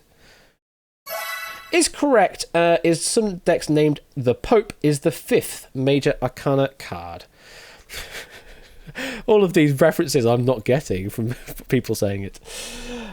Joshua was still with 4 to give. Tipster with 5 to give. Samster, you are now safe. No more left to give. You will sit on 240 points at the end of the game. Next to reveal is the Grave. Well, only Drahuska going with the Grave on this particular answer. And this one is a complete hotspot. There is no... It's just a made-up title. Its name is nowhere near to anything in the tarot deck. Too sad the choice of this answer might have to put you in grave danger. Sorry. So yeah, nowhere near anything in a tarot deck, I'm afraid. 5 right and 2 wrong left on the board. We could still potentially get a wipeout bingo across the second row there. The next to reveal is the Emperor on that second row. Now this will deny it potentially if it is a correct answer. It is a correct answer. Is the 4th Major Arcana card.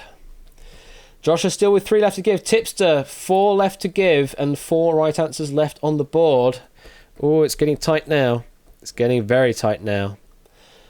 The next to reveal is the Tower. Also along that second row, the Tower is correct. Is the 16th Major Arcana card in most Italian-suited tarot decks. Joshua with 2 to give. Tipster with 3 to give. Clive and Connor overbid, 4 left to give. Next to reveal is the Stranger, with 6 players picking this one. The Stranger. Is that a Major Arcana card? I'm afraid it is not. You may have been thinking about the Hermit, which is the 9th Major Arcana card in most traditional tarot decks, but the Stranger is not a card in the tarot deck, I'm afraid. 3 right and 1 wrong left on the board out of the Hangman, the Chariot, Death and the Devil. The next to reveal is the Chariot.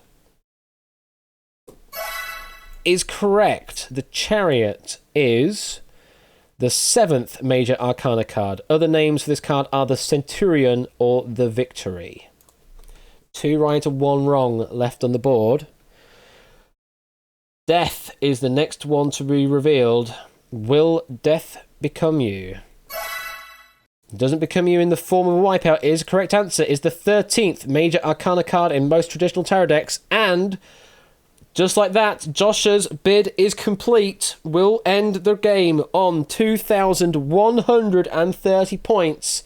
Well played, Joshua. That is some really good gaming. Tipster still with 1 bid left. Dogfish, you're now safe. Cola, Lupine, Dupliss, you're all safe. Storm Vision, you're safe. Rubik's, you're now safe.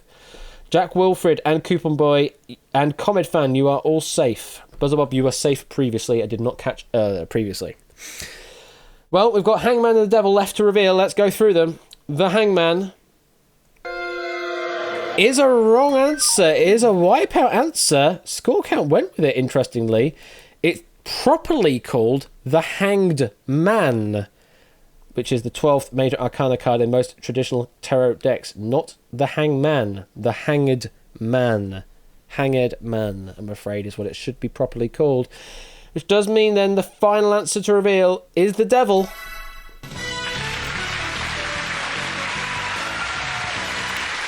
And the Devil is the 15th Major Arcana card. And that is the game. Well played, Joshua. That is an incredible score to end the game on. And look at that performance. 43 correct answers. Not a single wipeout.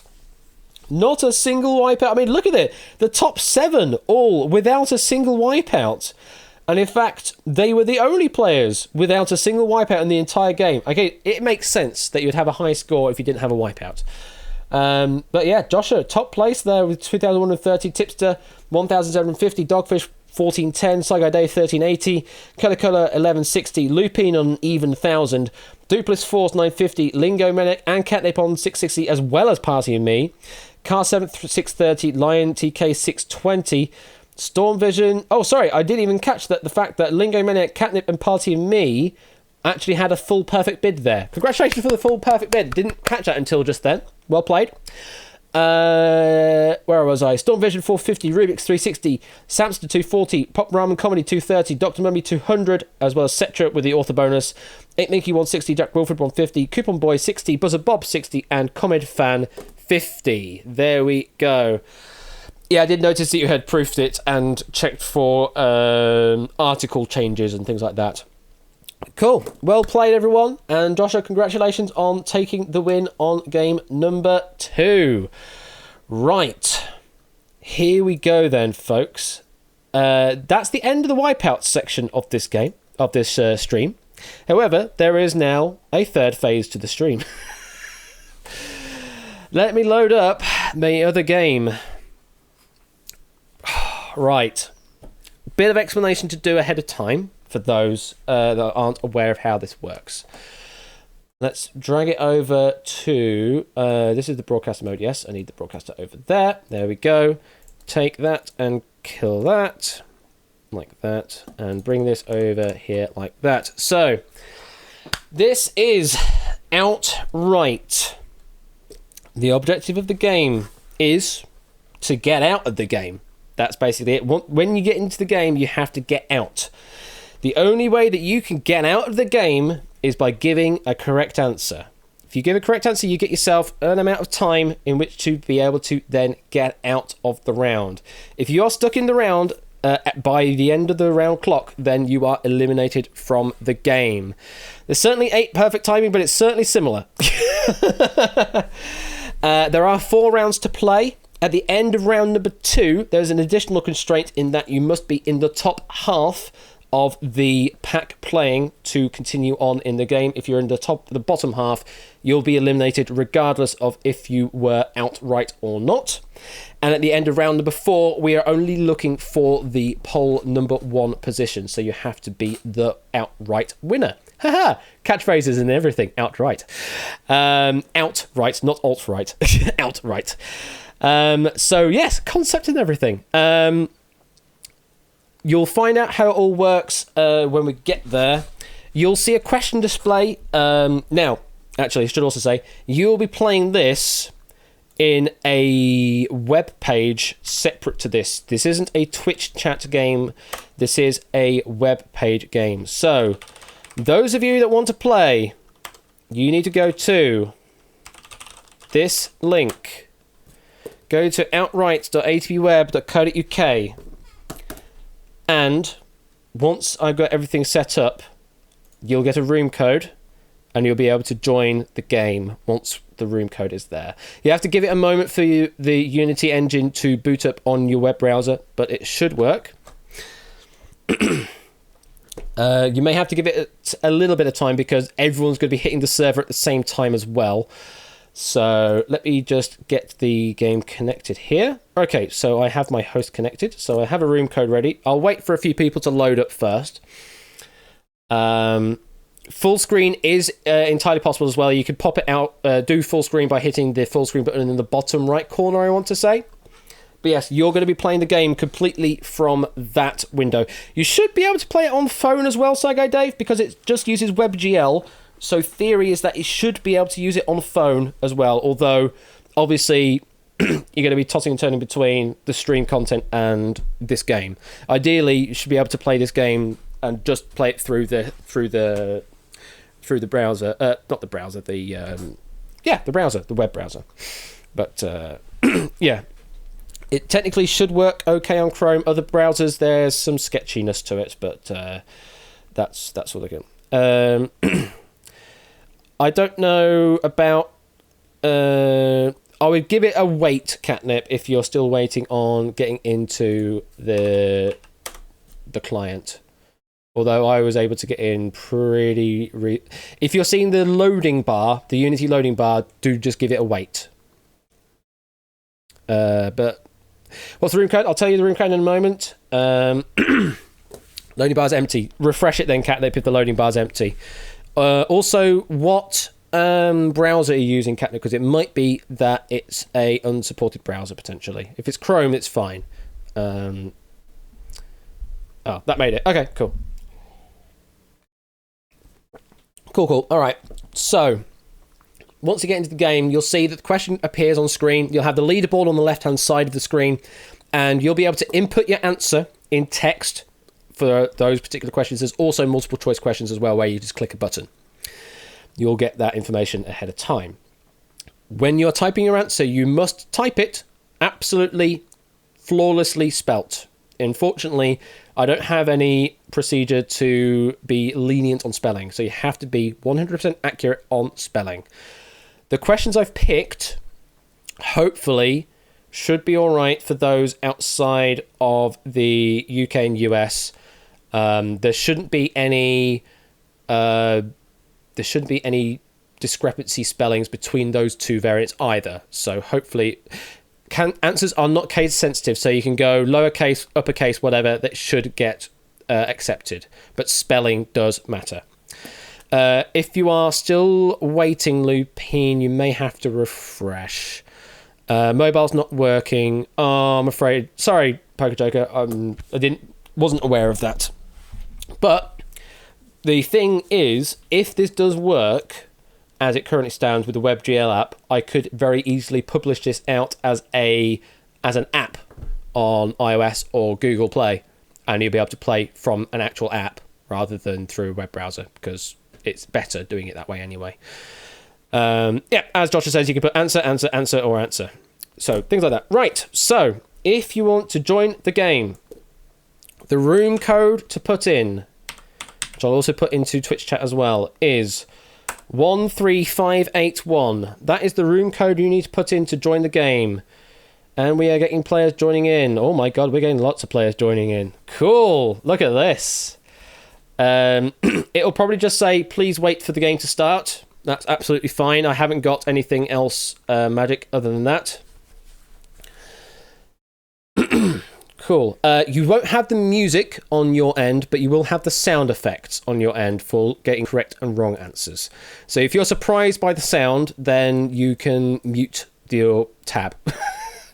It does have a sound. I got error message, but now it says I'm in. What kind of error message? Interesting. I'm not entirely certain about that. But is there a max capacity? No. There isn't a max capacity, Bocky Browbower, which could be to my detriment. We'll soon find out, because there's a lot of players that have joined. We currently have a lot of players, yes. Okay. I don't want to say infinity because we could run the server into the ground. Now, the thing with this game is, once the game starts, I can't stop it. It's to add to the freneticness of the game. Once the game starts, the game runs by itself, and we're just completely in the constraints of the game. Before each round starts, there is a 45-second interval of an intro where you will see a tutorial screen of how the round works. Then we'll have the round, which will either be 4.5 minutes or 3 minutes long, depending on which round it is. The first 3 rounds are 4.5 minutes long. The last round is 3 minutes long. Then at the end of each round, there is a 40-second cooling off period just to catch up with what happened during the round before the next round starts. But once the game starts, we have 21.5 minutes on the clock, and that's it. All of that will start ticking down. So if it fails, then it fails, basically.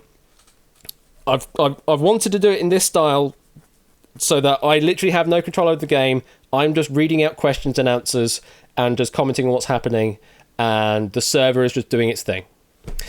1,290 seconds of chaos, apparently, yes.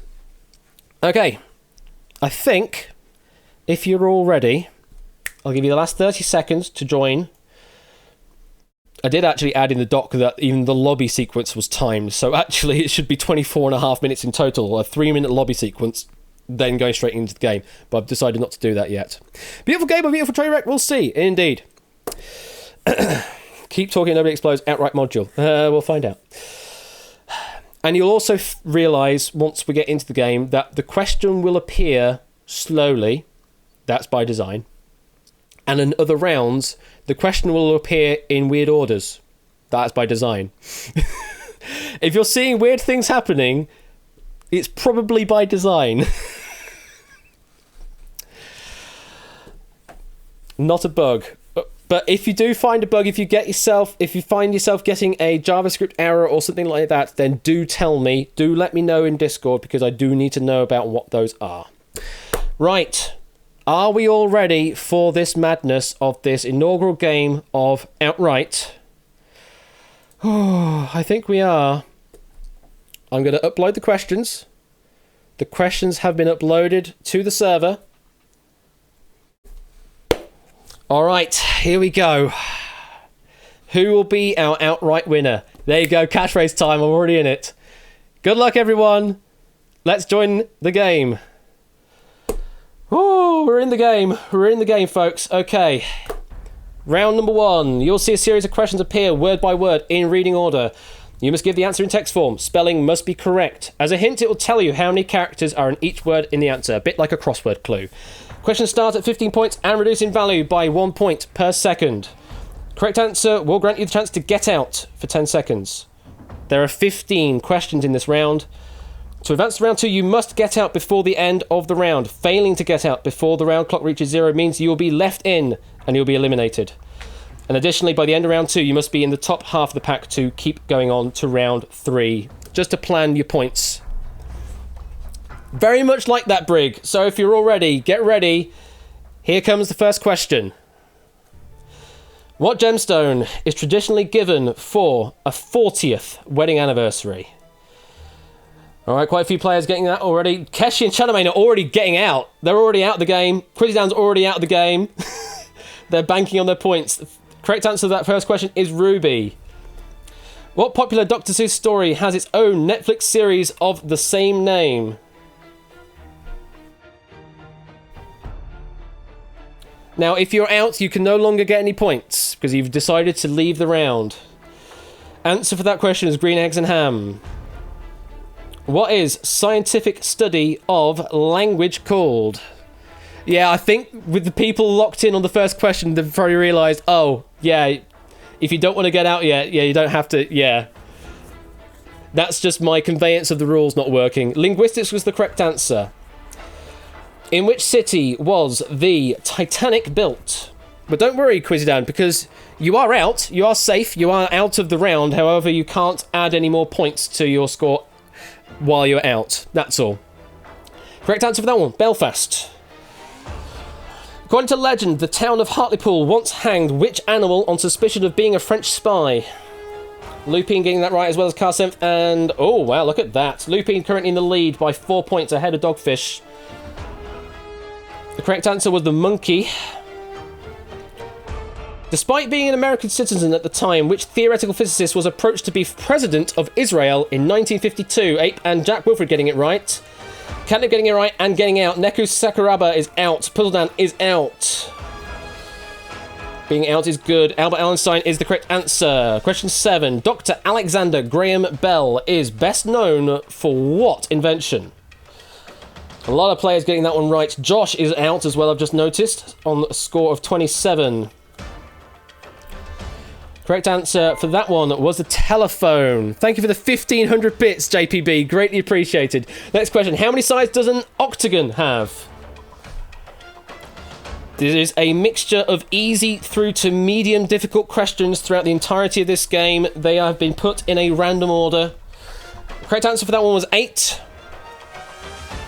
Wrigley's, now known for selling chewing gum, originally produced what product? Once you're out, you can no longer answer Catnip. Correct answer for that one was soap. Lingo got it right. In the Morse system, how many dots represent letter S? Quite a few players left getting that right. Only 5 questions left in this round, so you might want to start deciding to get out. Toadboy is out, Lingo is out. The correct answer was 3. Question 11. In the Google word logo, what colour is used for the 2 G's? For the 2 G's. A lot of players getting that right. Who wants to get out? Jack Whiffer and Storm Vision are out. Stamster is out. DMM is out. Correct answer is blue. 4 questions left. Which country represents the letter I in the NATO phonetic alphabet? We've got a right answer there from Dogfish and Sheldon. Only 3 questions left in this round. You do need to get out, remember. You can only get out on a right answer. India was correct. What do you have at the end of your arms? What do you have at the end of your arms? This is question number 13. Only 2 more after this. You might want to start getting out. A lot of players getting out. A lot of players getting out. Hands is correct. Milk-like substance, you are still in. What is Fred Flintstone's catchphrase? What is Fred Flintstone's catchphrase? You are right and you are out. Is everyone out? No, apparently there are 4 Clives down at the bottom there.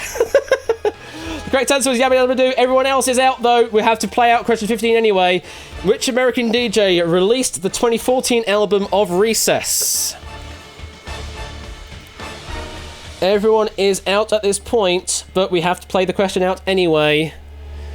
The correct answer for that one was Skrillex, and that is the end of round number 1. We say goodbye to Clive, and Should I Be Here? So at the top of the board there, Dogfish with 108 points, followed by Sheldon, followed by Lupine 1 on 91 and Brig on 88. As I say, at the end of round number 2, you need to be in the top half of the pack over here to advance through, regardless of if you get out or not. Only players that are out will be accounted for in that case, but you must be in the top half. Whew. Well, it's tense, isn't it? It's really tense. So that's only round number 1. We've still got 3 more rounds to go. Whew. Right, I think we're about to. Here we go. Here is the intro for round number 2. So this time you'll see a series of questions appeared word by word, but they'll appear in a random order instead of in reading order. And again, give the answer in text form. Spelling must be correct. Questions are the same kind of points value, 15 down to 1. However, there is a streak in this one. If you get successive correct answers in a row, you get 5 additional points for each successive correct answer. So if you can keep answering correctly, you can keep getting more and more points. There are 15 questions again in this round. However, you must be in the top half of the pack to get through, regardless of if you're out or not. Don't worry, it'll be there in a moment, Carl 7th. Round number 2 starts now. Ooh. Marie Curie discovered 2 chemical elements. One was radium, what was the other? So the dividing line there is currently between Samster and Catnip. Correct answer was polonium.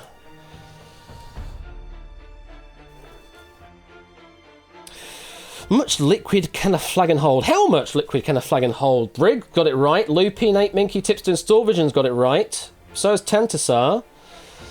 The correct answer we're looking for was 2 pints. Have July borne the on which some 12th astrology would 27th zodiac signs? Someone? I love trying to read it in weird order like that. The correct answer was Leo. Next one to reveal is square of large cotton or is the head around worn silk what neck or ah? Oh, is it? Ah. I actually didn't even think about that. Correct answer for question 4 was a bandana. Currently, Catnip is ahead of the threshold. What was the actual name of Grumpy Cat? Anyone getting those? Samster's getting it. Oh, a few players also getting it as well. Correct answer is tartar sauce with a D. Currently, Cetron now on the precipice. What geological era are we currently in? Good luck spelling it. Lingo got it right. Lingo got the spelling right. And DMM did as well. It's the Cenozoic. Cenozoic. Question 7. Ooh, Kim Tae-hyung, a member of the South Korean boy band BTS, uses what single letter stage name? Catnip got it right. Not surprised. Samster got it right. Catnip now just hovering above the division line there. V was what we were looking for. Next one. Object shows QI in QTV. What is the logo? Dogfish and Samster's got it. There we go, a few players getting it now. It's about the halfway point of the round. Question number 8 this is. Correct answer was magnifying glass. Lion TK is now sitting on the edge. In which porcelain did country originate? Toad Boy is out. Toad Boy's out. Currently sitting below the line, however, could get bumped up. China. Oh, it's a glitch. I can't stop the game, I'm afraid, Toad Boy. Which chocolate manufacturer makes kisses? You can, Toad Boy. That's not a glitch. That's not a glitch, Toad Boy. That is perfectly within the realm of what you can do. Hershey is the correct answer. 5 questions left. Which is and traditionally white poll other barbers' colour?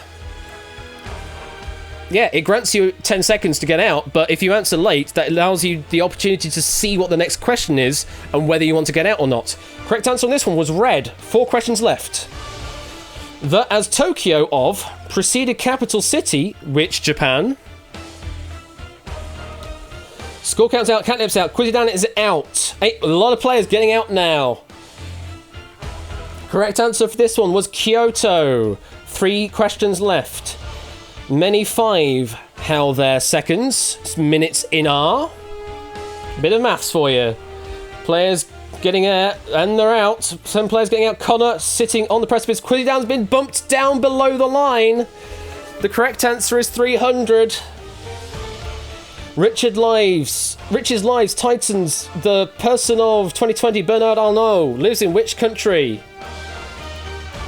This is the penultimate question. Jack Wilfred is right. Do you want to get out? Jack Wilfred, it is out.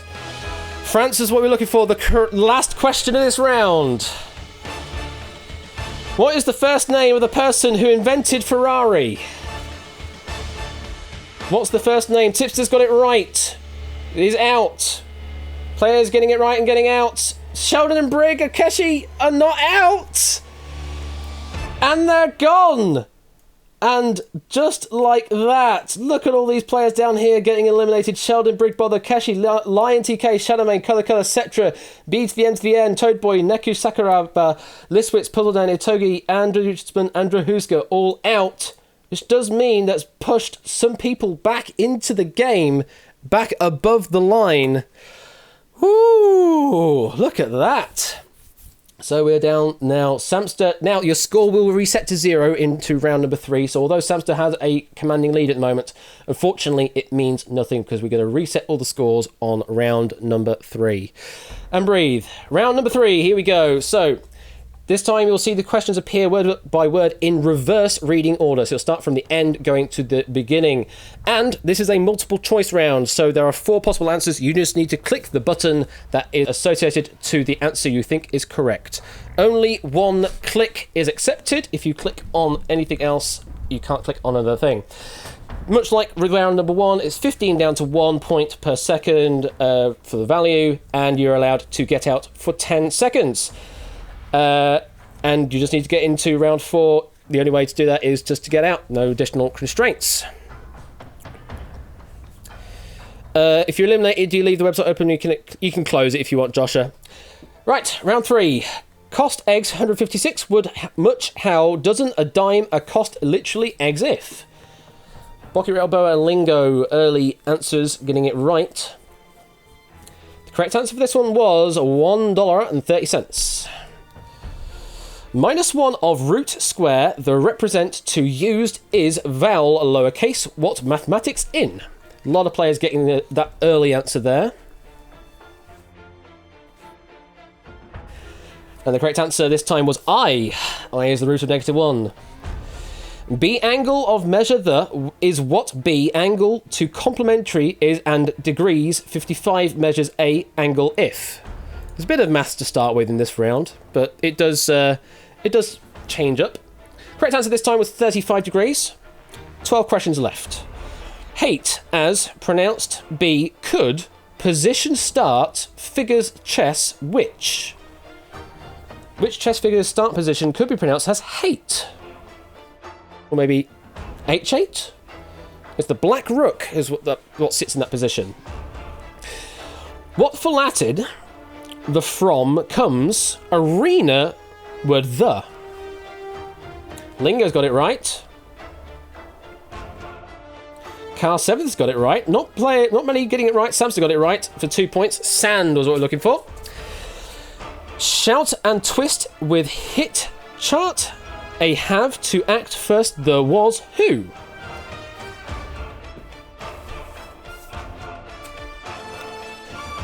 And the correct answer was the Eiley brothers. Next question. Cocktail Russian white, a make to cocktail Russian black. A to added is what? Oh, that sneaky question indeed, Toad Boy. Connor's still yet to get off the mark in round number 3. Correct answer is fresh cream. We're about the halfway point now. Me Love You Do song contours the in reference 1960s early the of craze dance popular a is these of which, and the answer that time we're looking for the mashed potato. Tallest the is landmarks these of which.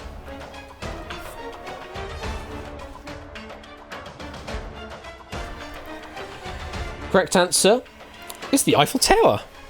Question number 10. Hide demons, the do where, demons, song, hit, dragons, imagine in.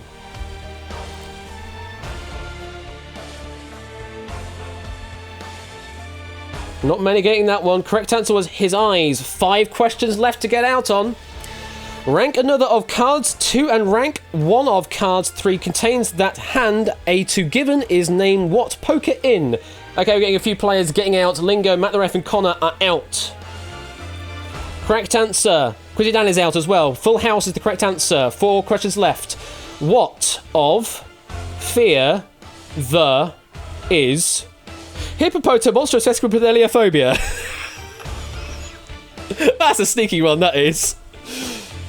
Storm Vision's out, Lingo's out, correct answer long words, Tantasar is out as well. Lancashire for name, Arabic, ancient the was, what? Getting some correct answers. Catnip is out and now in the lead. Only 2 questions left to get out on. 8 Minky is out now as well, DMM is out, Looping 1 is out. Hands, it's in, hold, statuette, Oscar, the, does, what? Car 7th is correct and out. Samster is correct, is out. Here is your last question to get out on. Single debut Kesha Singer of title the with name. It's shares app media social what? Oh, a lot of people getting that right. Score count and Josh. Josh is right and out. Score count is right and out. Everyone getting that question right and getting out that are still in play. Wow, look at that. Bocky Ralboa and Tipster now tied for first position with 99 points. Caleb in third place with 95. Lingo fourth place with 94 points. So, last round is where it gets really frenetic because up to this point, all the questions have been on a fixed timer. Round number 4, you control the timer. Whoever locks in the first correct answer on the question then applies a time pressure on everyone else for 5 seconds. And then we move on to the next question. And we just keep going like that. It's a really crazy pace in this final round. And it's only 3 minutes long. Also, worth noting, the question value is different in this round as well. Instead of it being based on the time remaining, it's now starts at 2 points. The next question you'll see will be 4 points. The next question will be 6 points. The next question will be 8 points. It's going to keep going up in value, 2 points each time. And so if you see more questions, the questions are going to be even more value than the last. So if you keep going and keep going and keep going, you'll get more points potentially. However, you have to get out to win. You have to get out in the top position to win. So there were 15 questions in the previous round. There could be any number of questions in the final round. You have to be at the top of the pack to get out. Yes. Here we go. New York City has the record for most stations in what kind of transportation system? Correct answer is a subway. According to the Chinese Zodiac, 2019 is the year of which animal? Correct answer is a pig. Where in the human body are the sacroiliac joints? If no one gets it right within 15 seconds, then we just move on to the next question, which is looking likely for this particular one. The correct answer was back. Which river lends its name to an online shopping company invented by Jeff Bezos? Currently, Boki Balboa is in pole position. Amazon is the correct answer. The year MCDXCII spells out which year in Roman numerals? Lingo and 8 Minky are right. Lingo now takes pole position. Catnip now takes pole position. Correct answer is 1492. America's oldest military decoration still awarded today is called the Purple What? Lingo takes pole position. Tipster takes pole position. Correct answer is Heart. If tomorrow is Monday, what day is it? Was it yesterday? Lingo taking... Oh! Catnip currently has pole position. Is currently out, but Lingo is currently higher. Not out yet, though. Could go out. Rich French Palace was built for Louis XIV. Versailles is correct. What did the R stand for in the company's HR department? So Catnip is currently the outright winner unless someone gets outright higher. Correct answer was resources. What pigment gives plants their green colour? 8 Mink, Samster now potential leader. Lingo now potential leader. 8 Minky now potential leader. Correct answer, chlorophyll. What paper size is half the size of A4? Lingo potential leader. Tipster potential leader.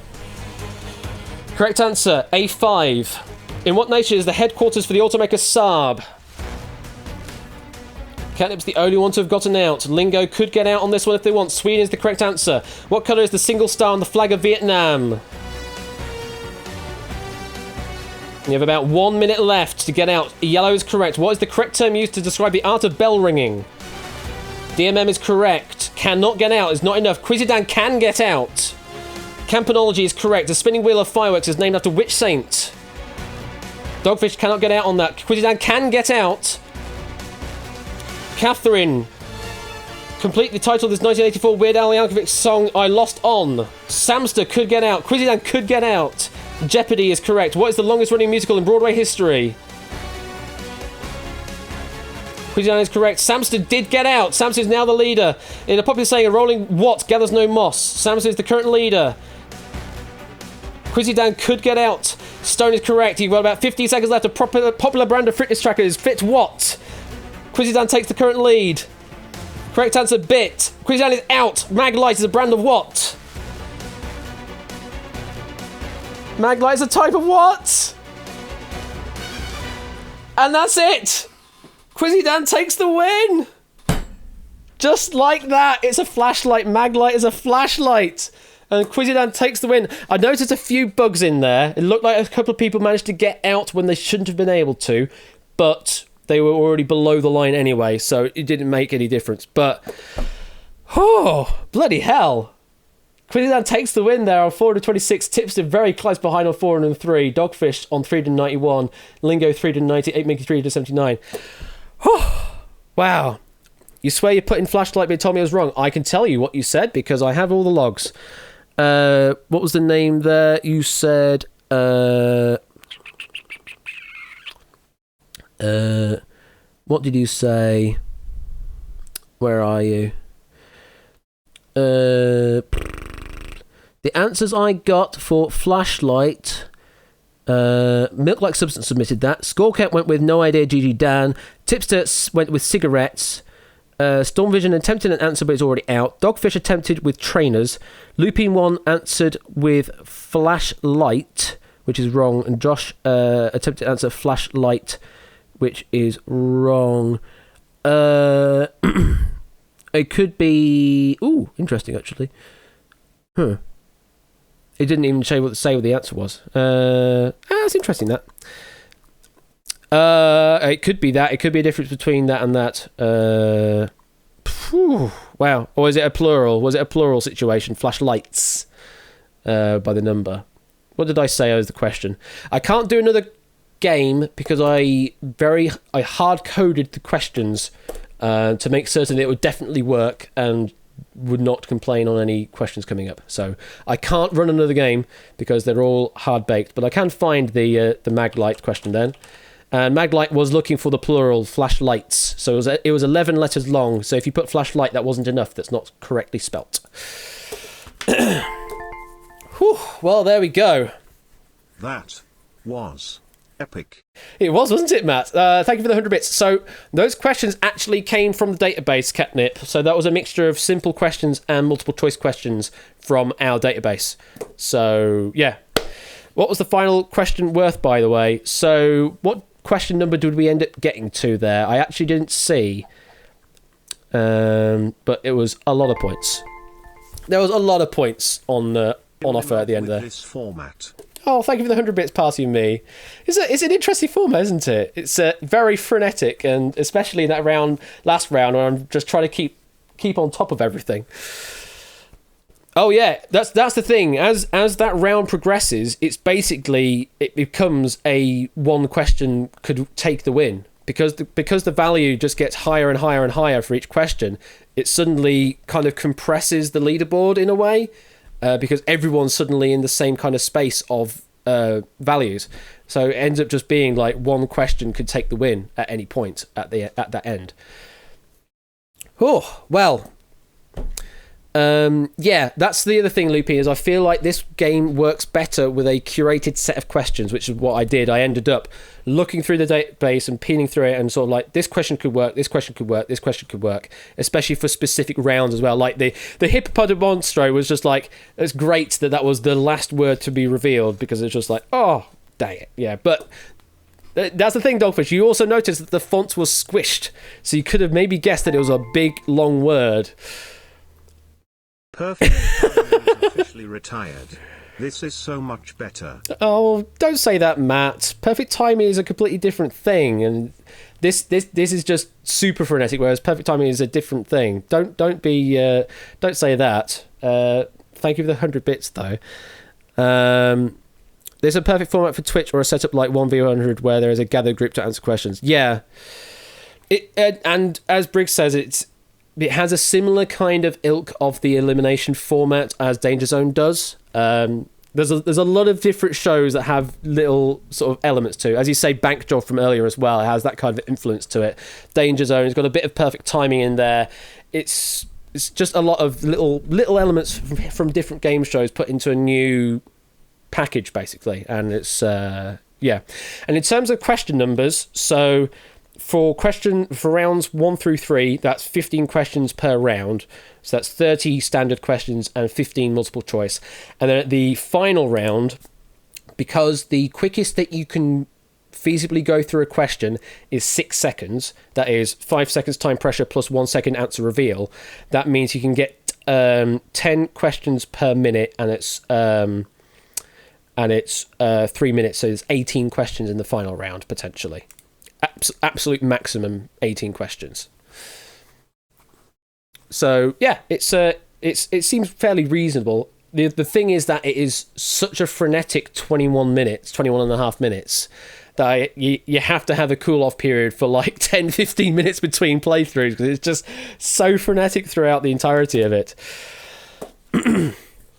But you could theoretically do two games of it within an hour, which would mean you would have about 60 questions per show. So that's 120 questions per hour, which is quite high. 120 questions per hour is quite high for a Twitch stream. But yeah, that was in 21 minutes, Toad Boy. That's the brilliant thing, is that it perfectly fits in 21 and a half minutes because it's just so perfectly calculated. Yeah, I mean, the half of the inspiration for this Brig was sort of how 19 keys worked. But I mean, this could possibly work with a fewer number of players in a studio format like that. With his perfect calculations. I mean, yeah, that kind of thing. 90 keys is okay, and I say that's why half of the inspiration of this came from, is just the frenetic nature of that. In that you're always playing up to this climax point, and then suddenly it all crashes down. It's all suddenly even more frenetic than it was earlier. It's maximum 30 questions. Oh, sorry, 60. Oh, yeah, do divide the wrong way around. 6 in 60 seconds is 10. 10 times. Sorry. Yeah, you're right. 30 questions in the last round. Sorry. Yes, indeed. So that would make it 75 questions max then. 75 questions max. There we go. What I love most is that I see quite a few important things well thought out rather than keeping in fully experimental stage. Yeah. I mean, this is the first major run of it. The first major run of this, and I couldn't really do a experimental run of this until I'd done all this stuff. Now, the music that was playing it's nice. I do like the music, but it's placeholder because I would much rather have a consistent theme across all of the rounds that also adapted for the different rounds. You notice that the rounds 1 through 3 had the same bit of music. Round 4 was different because it was a different length of time. They're a beautiful piece of music from Audio Network, no doubt about that, but I would like it to have an identity of its own with the music. So that's to be investigated on. The music is there as placeholder for you to get the feel of what it's like and what I felt like it should have. Keep it pacey, exactly. Keep the frenetic nature on it as well. That's the whole thing about it. What was the music? Yeah, I could get you the exact Audio Network pages for it, but yeah, there's like what was it called? Let me go to my bookmark manager. I can tell you exactly what they are. Don't want to bookmark that page, thank you. Other bookmarks, music ideas, because I have an entire bookmark folder for music ideas. Outright. So it was Power Shift. Was the main theme from rounds 1 through 3. And then I think it was Treacherous Conditions for the final. Was that Treacherous Conditions? It probably was, yes. Yes, it was, yeah. So those are the pieces of music on the on Audio Network that I used. I mean, yeah, they have a lot of epic sounding stuff for that. And post 00 needs something more than just here's the table, goodbye. Yeah. There's a lot of stuff to add to make it more friendly to the end user and also friendly for the broadcast. But this is the absolute minimum that was necessary to make the game work. So it's enough for you to see what the current scores are. It's enough for you to see what the current question is and to answer it and to see what your current state of play is. After all of that, then it's niceties, polish to make it really viable as an end product.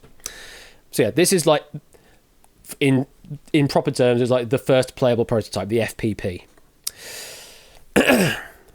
As an outsider coming into the last 2 rounds, it was amazing. I mean, I hope it was as amazing to watch as it was to play.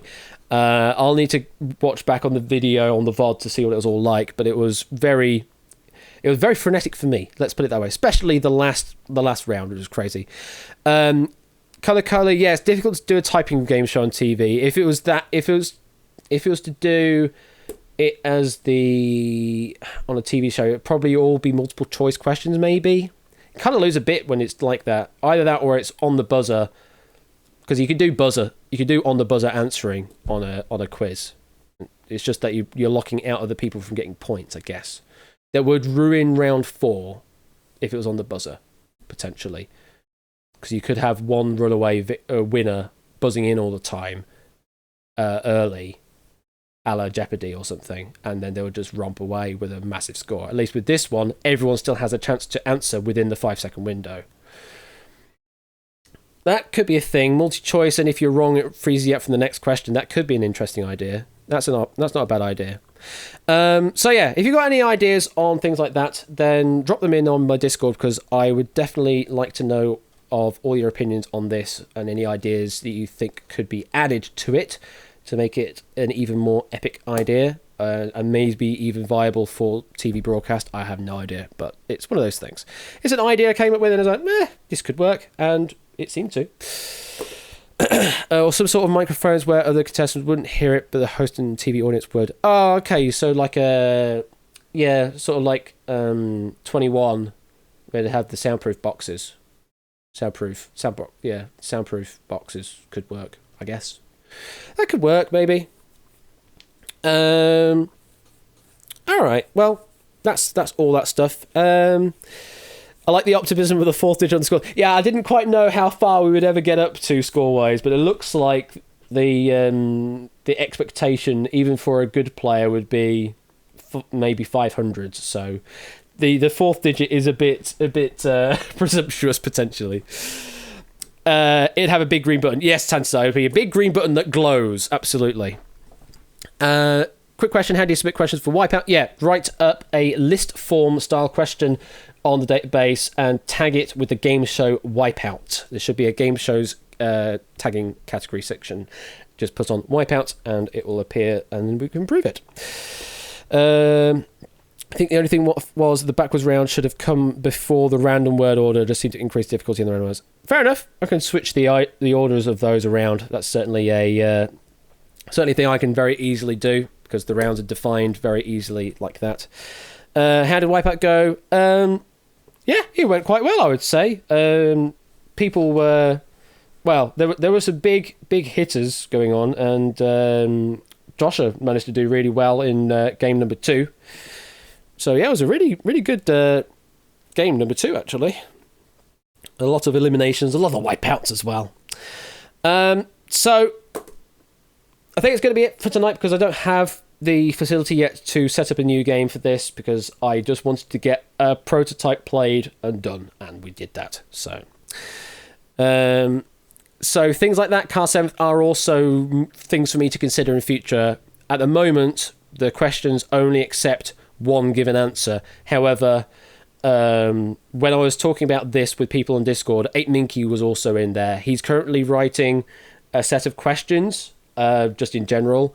And one of the things we said was that there could be a possibility of having multiple accepted answers in those cases, especially for the cases of there being a US versus UK way of spelling a word, or for maybe different countries and how they spell it differently. Then there would be different accepted answers, much like you say 8 spelled out or as 8 the number, that kind of thing. So that's certainly a thing to look into for advancing that. Now, that screws up the count, the sort of the crossword clue indication on the text, because then suddenly you've got it could be 1 or 5 long, which sounds really weird. So that would have to be removed in place of alternate answers, potentially. So it's very weird. Torch versus flashlight is a fair enough one, yes. But it's a weird... It's difficult. Typing answers is a weird one to verify. Linguistics is hard to analyse by a computer. Let's put it that way. All right. Well, thank you very much, everyone. Thank you for participating in the test and everything. I think it went really well. Tomorrow... Hello, Whiskers. You're up on the desk now. Tomorrow, Mr. Ben is going to be on doing his Day of Many Fortunes, Wheel of Fortune and Family Fortunes, for the July the 4th celebrations. So many fortunes to be had. That's starting at 8 p.m. over on his stream. When will this be back outright? Don't know yet. Could be back in a couple of weeks' time, potentially, with new additions and new questions. Could be back within a couple of weeks' time with some extra things. So yeah, sit tight. Get on the Discord. Follow me on Twitter, Twitch, all the stuff, and you'll find out when I do my things.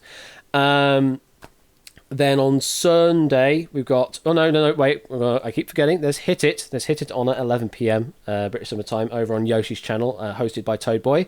Video game music quiz. There's also the Chase VGM as well. Completely forgot about that on the Saturday night 2 a.m. British Summer Time, which is actually Aussie morning time.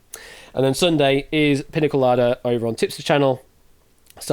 First question starting at 7 p.m. So you might want to get there at like 6:45 to get your team all together. First question starts at 7 p.m. And then Monday, back for some Take It or Leave It, I believe, again from Matt the Ref on Matt the Ref's channel at 8 p.m. And then Ben is back again on Tuesday for some more Quizzy madness. So lots of stuff still to be had throughout the weekend and onwards into the next week. I'll be back next week, Wednesday. What am I going to do on Wednesday? Good question. I will probably do maybe some Duel. Potentially, if we can do some Duel, then we'll do some Duel. Otherwise, we will do some 1 vs 100. Why not? We'll do 1 vs 100. And then Friday, what will we do Friday? Friday we'll do Twitch Sings. There, I've said it. Next Friday we're doing Twitch Sings. I keep putting it off and trying to find another day to do it, but I think just doing it on one of my regular stream days, we'll just do it then. So Friday next week won't be quiz content, it will be sing content, if you're into that kind of stuff. So I've said it now. I can't go back on it. I've said it now. So look forward to that. Right, well, that's it for me, but I think what I'm going to do is I'm going to find the music for the round, and I'm just going to play this as we leave the stream. So, I'm going to advance further forward because we want more of the epic parts, like that bit. Here we go. Thank you very much, everyone. Thank you for testing outright. We shall be back soon with more changes, etc. And catch you all later. Take it easy. Have a good weekend.